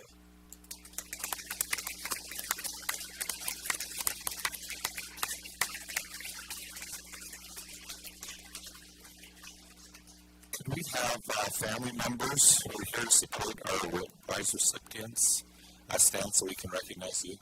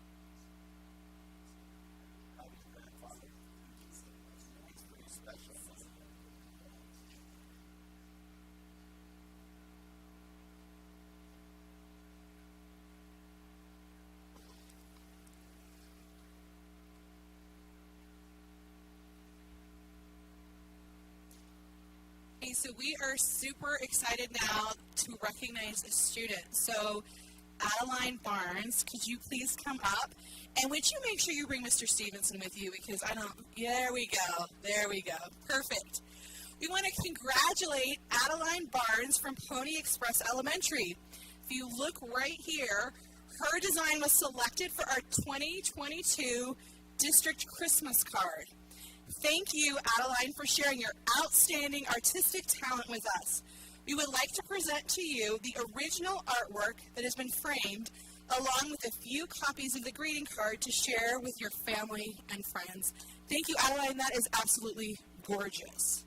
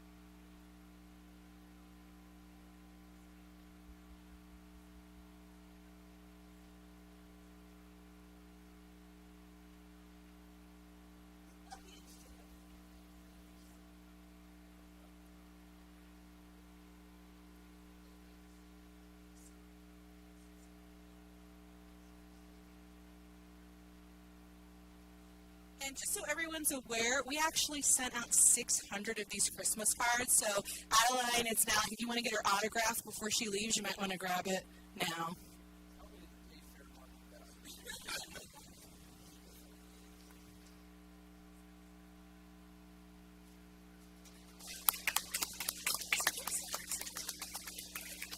Could we also have any of Adeline's family members or others who are here to support her please stand so we can recognize you, because we realize this is a family endeavor.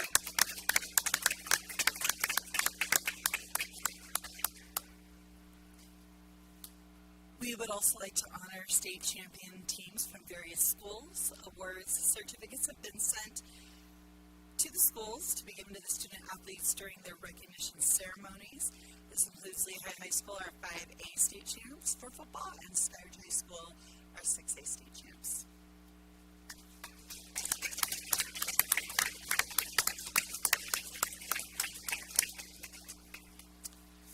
Finally, we would like to recognize board member Amber Bonner, and who will be leaving us. And I just wanted to thank you, Amber, for your service on the board. I appreciate your thoroughness in examining budget numbers, helping us to understand where we can become more efficient. And I appreciate also the service that you have given in working with marching band teams, tours, and all the other investment that you make in education. So thank you so much. And we wanted to just give other board members a chance to say a few words to in tribute to Amber tonight. That's not hard because she's not done yet.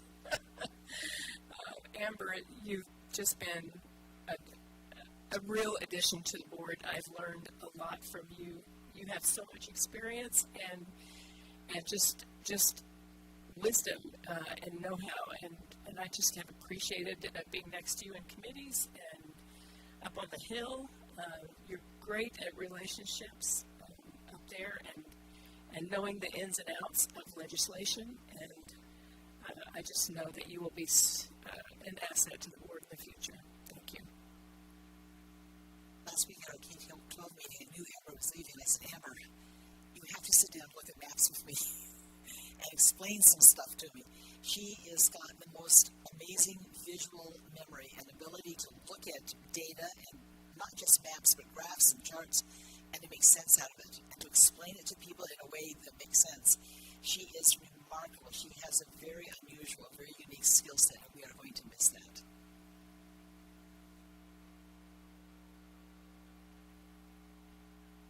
I'm appreciative of Amber, and I think all of us would agree that Amber has a sincere and genuine love for students in our district, and she's been a wonderful asset, and we love Amber.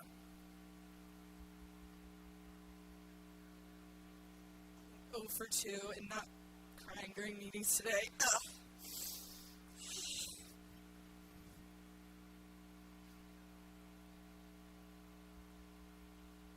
gonna fully break into like the Oprah ugly cry. I think I had specific expectations when we started serving on the board 4 years together. And one of my expectations was that it was going to be a hardship, and that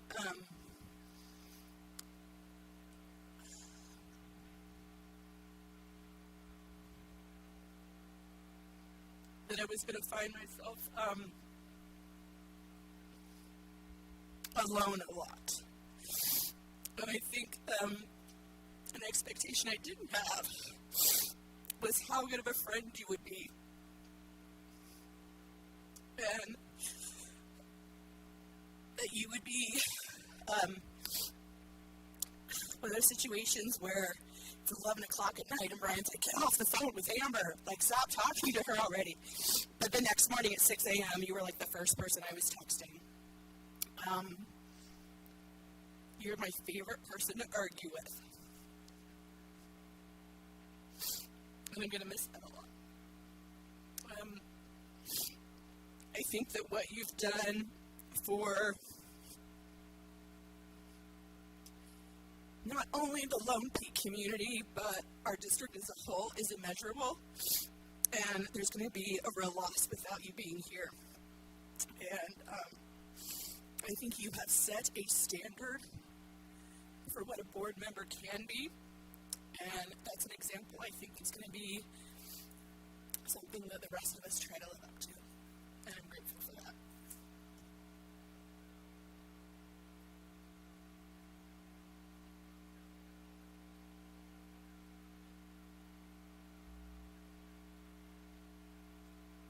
I think the world does not know how brilliant Amber Bonner is.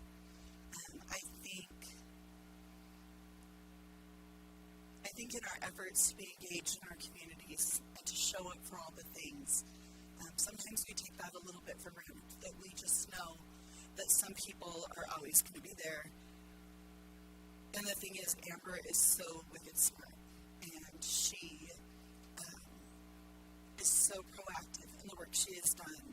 And 5, 10, 20 years from now, the work that we've done may or may not be remembered fondly or not so fondly by other people, but I wish to state publicly for the record, wherever this is kept for all eternity, that Amber is responsible for changes that I never, ever thought I would see. Like, if you had told me even 5 years ago, I would have said, oh, that is fun, you are so optimistic. She drives things proactively. She is so incredibly smart, intuitive legislatively, which more often than not can feel frustrating. It can feel like we're trying to make movement, trying to make process, and we think we've communicated one thing, and then we get feedback, and it turns out maybe we haven't. And I think I can say confidently that she has spent more time advocating on behalf of the students and the teachers of this district with our legislators to help them understand what our realities are, what would be helpful. Long after when I would have given up, Amber kept going. And we're going to feel that loss significantly.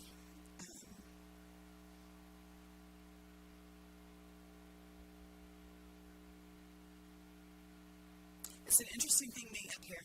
There aren't a whole lot of people who know what this feels like, or I think there's an idea of what it is to be a board member, or how much you might hear from the public on various things. But at the end of the day, there's only a few people that have a snapshot of what this job really is. And just terrible balance. And I love that because everything, all the decisions she has made, and the things she has done have come from being in the places and seeing what those needs are. And I am grateful for her willingness to show up when things are extra hard, to push for things that may not have been easy. It's fun to do the easy things. It's easy to do the easy things because they're easy, right? And I've never seen her shy away from something because maybe it was difficult or it wouldn't be popular, because at the end of the day, she always made the right decision for our kids and for our employees. And I don't want a ledge without you. I don't want a USB without you. I don't want to do any of those things. But I need you to know that even though 84,000 kids and 9,000 employees may not know all the details and the intricacies of what you've done, but we know. And I very much appreciate your willingness to get up and to do this job. Thank you. This might be the one time you don't get to comment along with the other board members, but we appreciate everything you've done. And I would just like to add my appreciation also to your family, to your husband and your children. Thank you for supporting your mom, for allowing her to give her gifts to public education, to take time away from you and your needs, and to serve the needs of others. And I hope you look to her as an example of selfless service, of giving of your gifts and your talents and your abilities outside your own circle, because she certainly has done that and been a benefit not only to you and your schooling, but to the schooling of thousands of other students. So thank you, and thank you for sharing your gifts with us. You are a talented individual and could do just about anything you wanted. And the fact that you chose to serve on the Board of Education is remarkable. And thank you for your service to your board members, to this district, to the students, our patrons, our teachers, and your support of me. You've taught me new words. Shane speak is something I didn't know before that I had, but I appreciate that.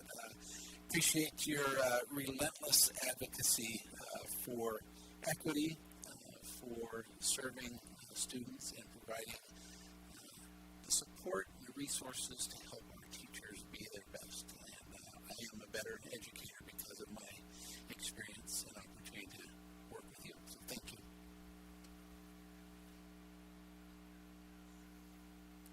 I really don't like following the superintendent when he speaks. It's kind of like, okay, I don't want to follow that. But I would be remiss if I didn't just share a couple of things.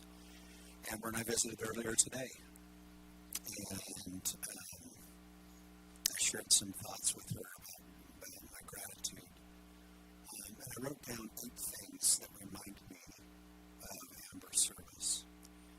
And other than Miss E, who is so grown up, my goodness gracious, because 4 years ago, you thought you were, but maybe you weren't so much. But here are 8 things that describe Amber to me. Volunteer, the first to pitch in and roll up sleeves.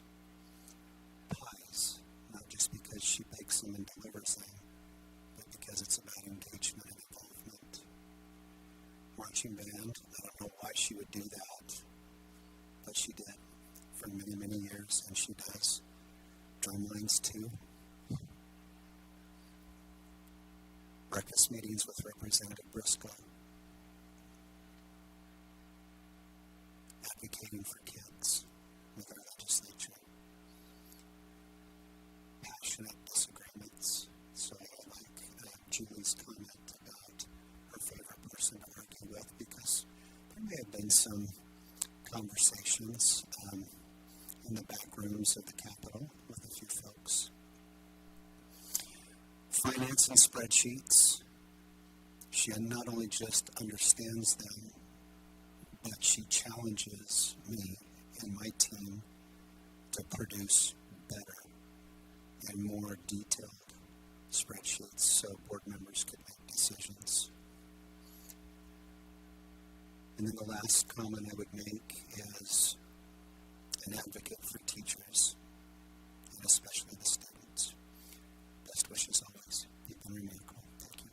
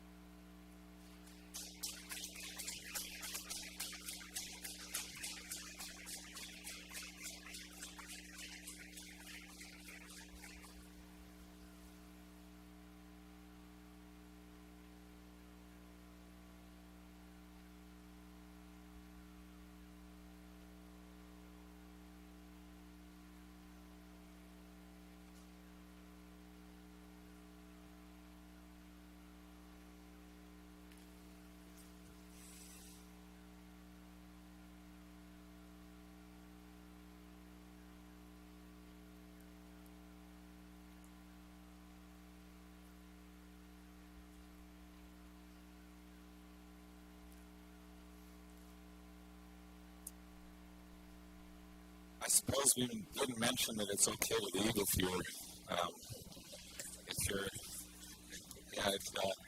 people figure that out on their own, I suppose. But we appreciate all those who've been here for recognitions. We now have allocated time for community comments, but I don't believe anybody has signed up for one. Is there anybody here that would like to make a community comment? Seeing none, we're going to go ahead and move on. We now have need for a motion to approve the minutes. I'll move that we approve the minutes. We have a motion from Sarah Hacken. Second. Second from Ada Wilson. Any discussion? All in favor say aye. Aye. Opposed? The motion passes.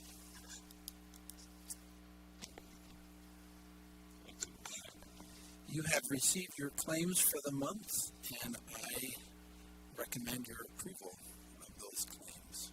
I think we accept the claims, right? Accept the claims. Is there a motion?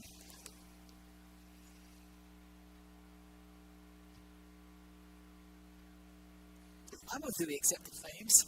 Sarah has made the motion to accept claims. And I'll second it. We have a second from Sarah Beeson.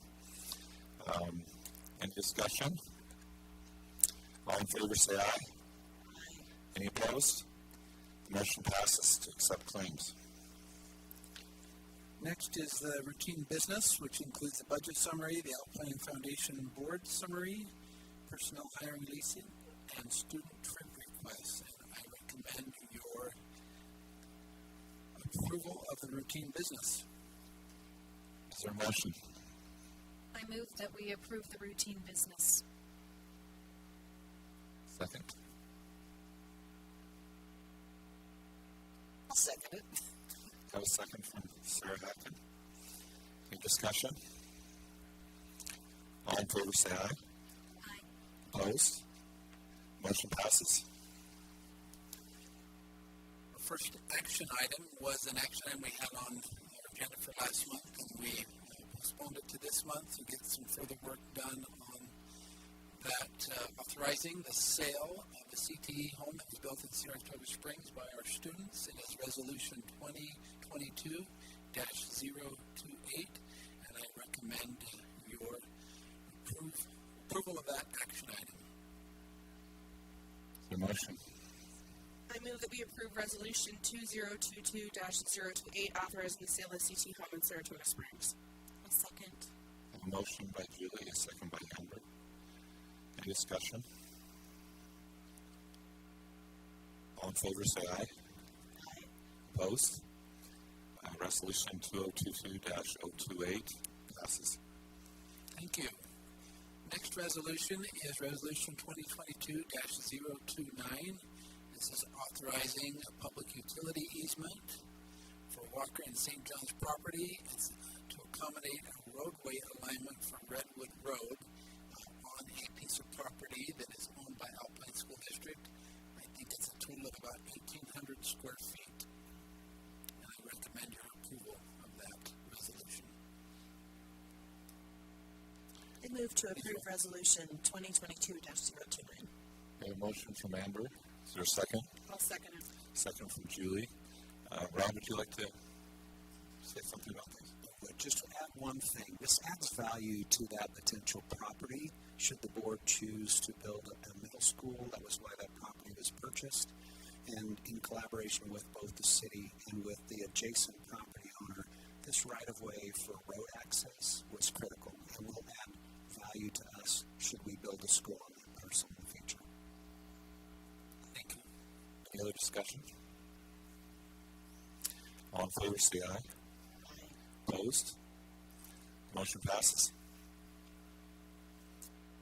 Invite Craig Brinkerhoff, Executive Director of Legal Services for Alpine School District, to come forward. He works with our policy committee. We have two action items regarding policy on our agenda this evening. The first one is the retirement of policy 5200 homework.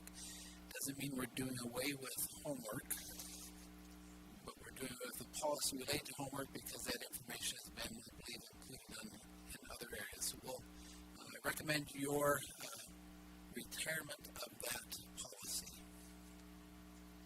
This is the extent of the policy. It's like one sentence.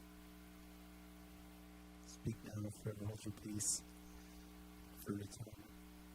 Just a little context when we talked about this as a policy committee, just realizing that there are different types of teachers that do different things in their classrooms, and some may assign homework and some may not, but felt that the responsibility of the board was to support teachers in that capacity to create an atmosphere of success for their students, whatever that is. And so having a homework policy just did seem like the right thing because we wanted to support teachers no matter how they approach their classroom. Is there a motion? I move that we retire policy 5200, homework. I second it. I have a motion from Julie, a second from Sarah Hacken. Any discussion? I'm just supportive of people reading the homework myth. So there's that.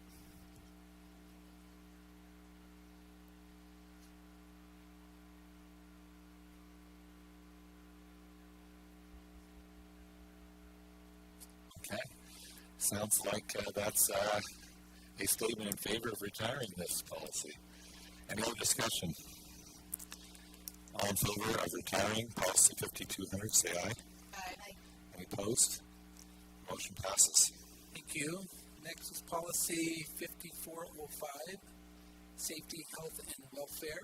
The policy committee has made updates to that policy, and we recommend your approval of those updates. Let me speak to this one just real quickly. What brought this to our attention? This was partly in response to a complaint through USBE, where they wanted us to help clarify a few things in this policy, and I think that we've done that effectively. We've met the threshold that they would like us to have. We worked with Annalise and Ryan Burke and putting these things together. They gave us the thumbs up as well.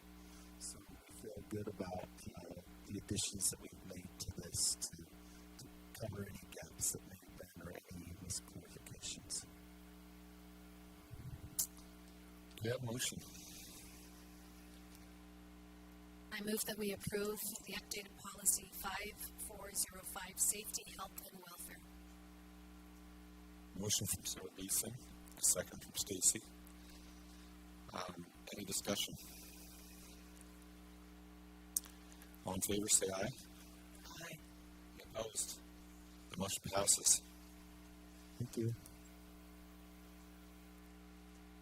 We have two discussion/action items on the agenda tonight. The first item is for the boundary for the new elementary school in Eagle Mountain.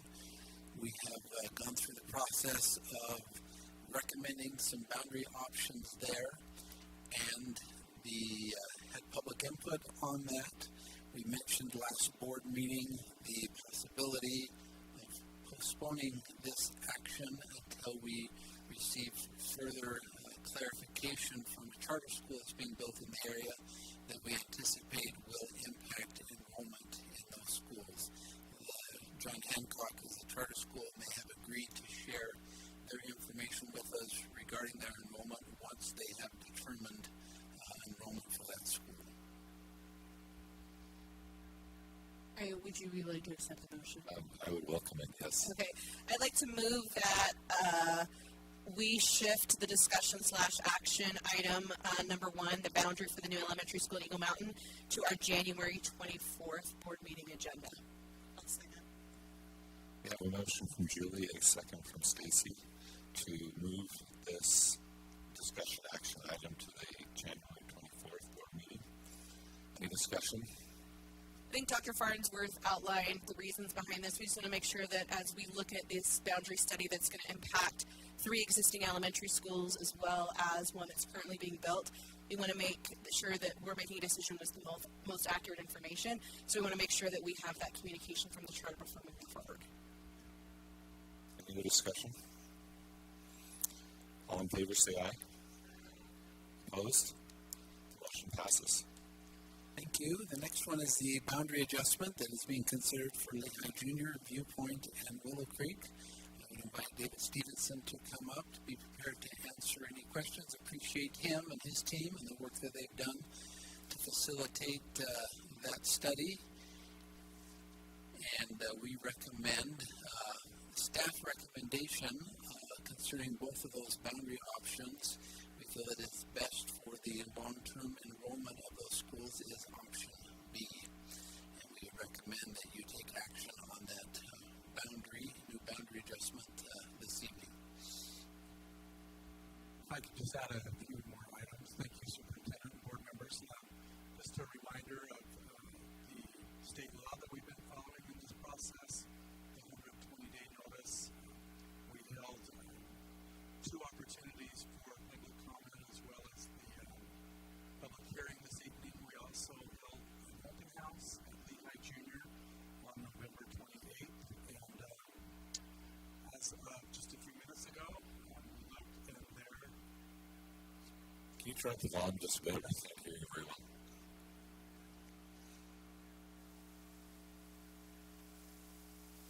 It might be my cold, too. That sounds better. Okay, so just a reminder then that we held those meetings to receive input. I was just mentioning that we have additional opportunity for patrons to give input through the feedback. So far, 319 comments have been made, and we've shared those with you, and I think we've taken time to review those. So as Superintendent mentioned, as we looked at the maps, the feedback, that is the staff's recommendation is option B. I do want to point out that we do have on the website in the orange there an out-of-boundary form that was mentioned briefly in some of the comments earlier tonight. And by state law, the beginning of those requests are due on the first Friday of February, so that's February 3rd.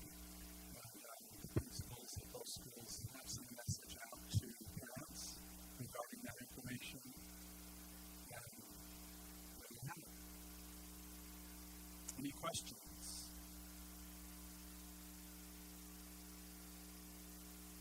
I guess I will mention one more item. Option B, and this is part of the feedback, keeps all of the students who are graduating from Eagle Crest Elementary together at Lehigh Junior. Maybe you could also, just the public may be interested in our current practice for 7th graders that are already in Viewpoint. What would our current practice be with them?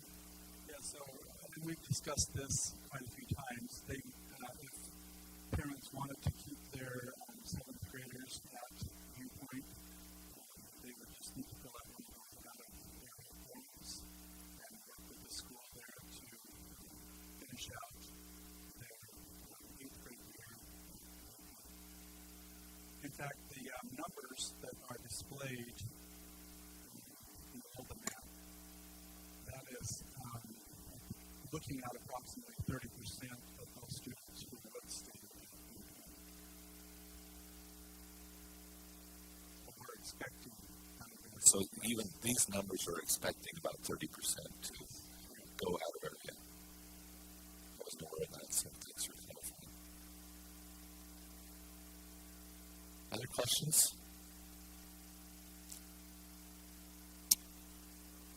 Is there a motion?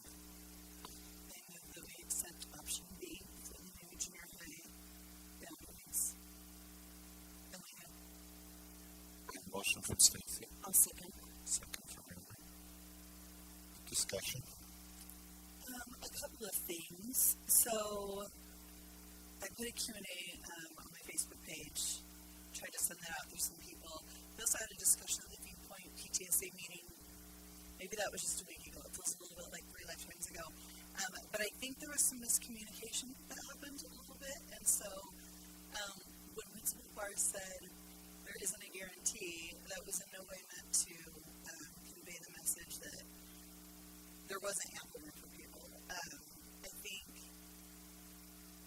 I mean, boundaries are tough, right? It's a very cool thing to hear from so many people, because you hear a lot of other things as well. And I guess the thing I just wanted to say is, like, there is no guarantee on any of our boundaries, right? Like, we use the best, the most current information that we have to make what we feel is the best decision for the long term.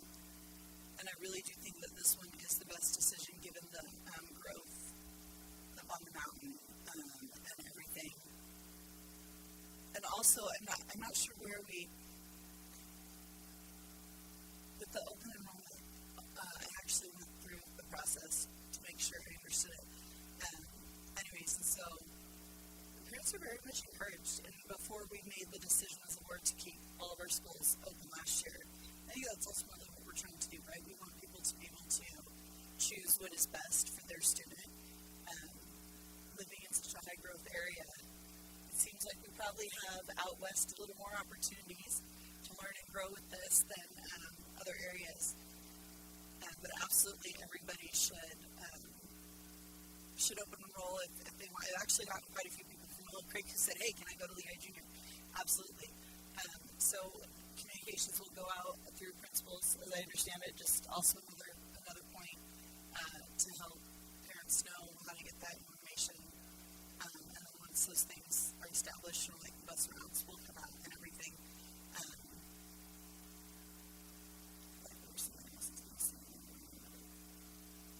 Oh, I was going to say there's been quite a few comments about having more Lehigh Junior kids go to Sky Ridge, and it's a 48-52 split right now, which I think is about as awesome as we can expect in terms of keeping kids together. So it's a great problem to have so many awesome teachers and admins and things, and I ultimately think this will be good for us in the long run.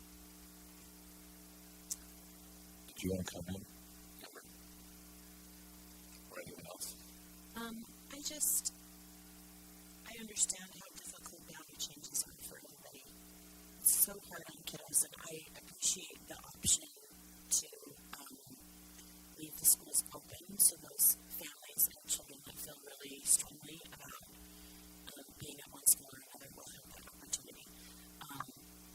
So I feel that alleviates some of that concern. If kids are going to be able to get their paperwork in and be able to stay, I think that helps with this. And so I'm really appreciative of that option, which normally when we do boundaries is in the past has not really been an option. So this is a new thing for us. I hope it goes well, but I'm glad to hear that so that those students with concerns will be able to meet those concerns.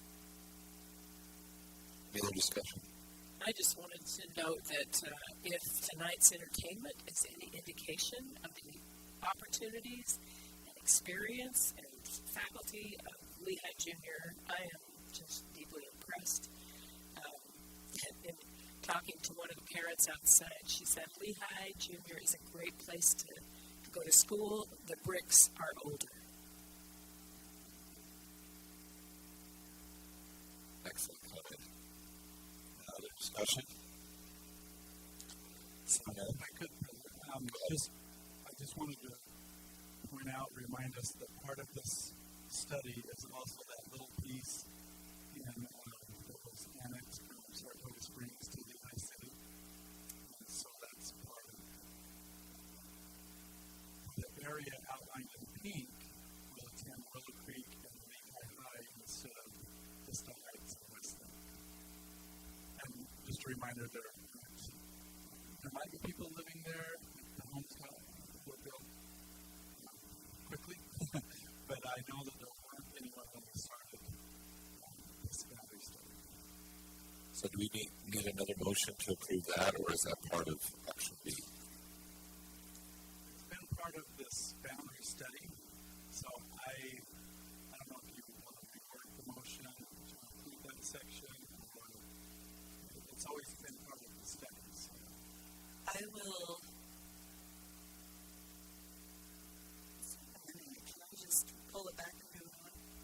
I will do that. I will retract my initial motion to say I move that we approve option B for the Lehigh Middle School boundaries, including including the city boundary change between Lehigh and Saratoga.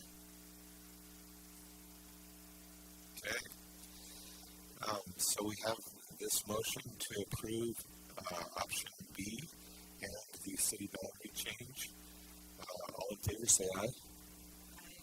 Opposed? The motion passes. Thank you very much. Thank you, David. Appreciate the board working through that. You have received your membership report for November. Just report that things are staying pretty steady. We don't see a whole lot of change, significant change there. So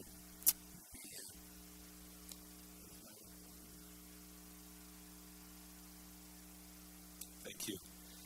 Are there any board member or superintendent reports and information items? Go ahead, Amber. I just wanted to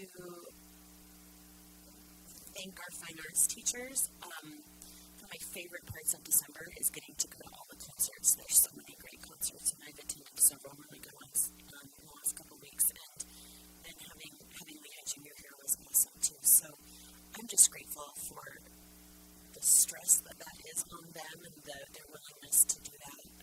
This time of year is a hard time of year to add more things. And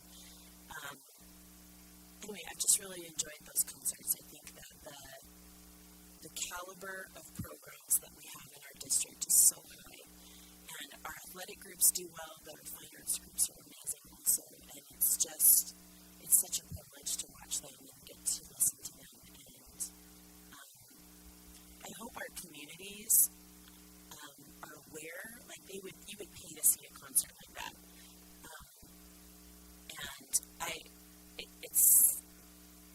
We had a really, really good one Friday night at Alpine. It was absolutely amazing, and we have 2 brand new fine arts teachers. 2 of our 4 fine arts teachers are brand new this year, and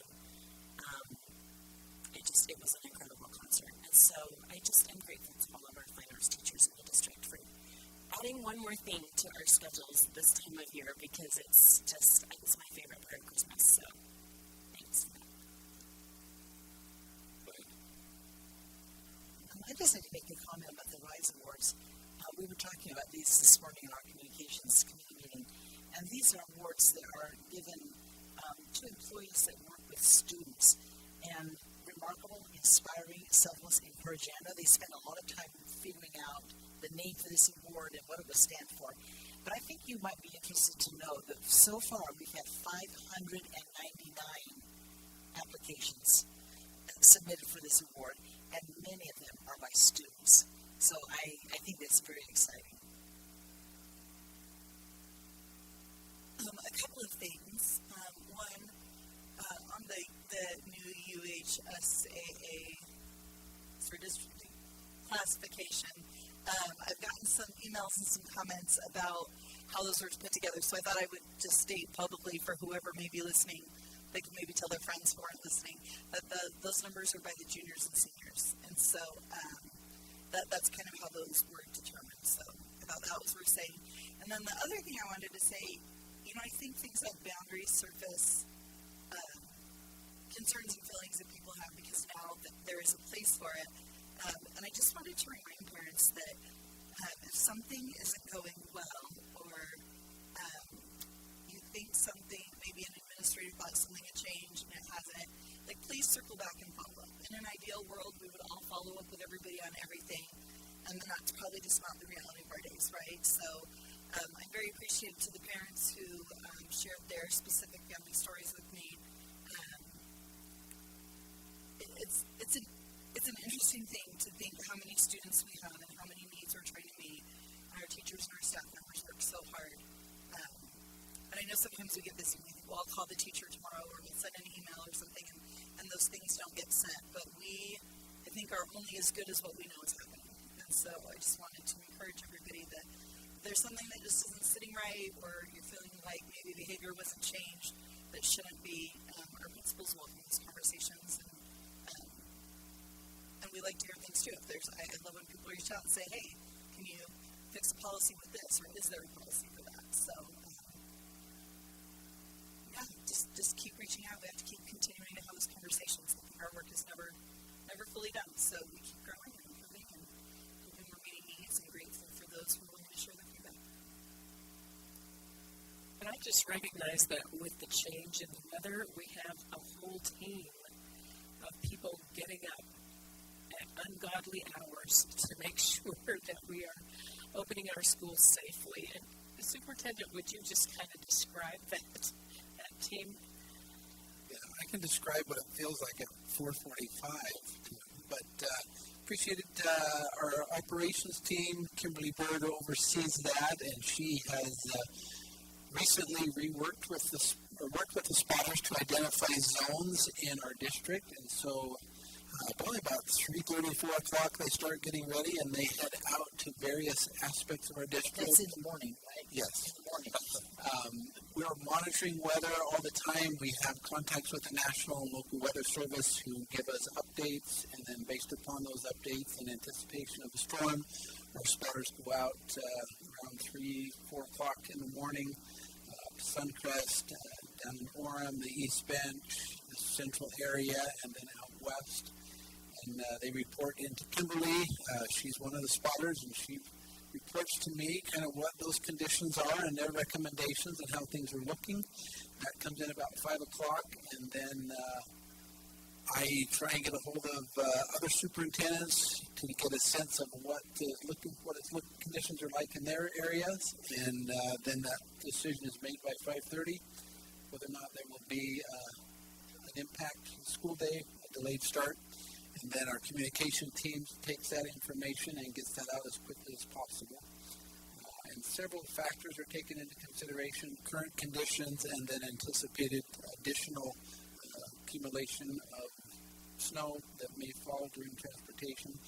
That decision needs to be made by 5:30 with the best information that we have at the time. We typically will not put a warning out the night before unless we are fairly confident that there will be an impact. So there still could be a storm coming, but that doesn't mean that there'll be a warning given that we made a delayed start. That warning would only be reserved for those times, opportunities, situations where we think there is a significant threat of adverse weather conditions that next morning. So great team. They do a wonderful job getting out there and assessing the situation. Thank you, Superintendent. Any other items? Seeing none, we have need for a closed session to discuss personal property litigation and collective bargaining. We need a motion, a second, and a roll call vote. I move that we go into closed session. Second. We have a motion from Sarah and a second from Ada. We'll start with Ada. Voting. Aye. Aye. Aye. The motion passes. We now move into closed session.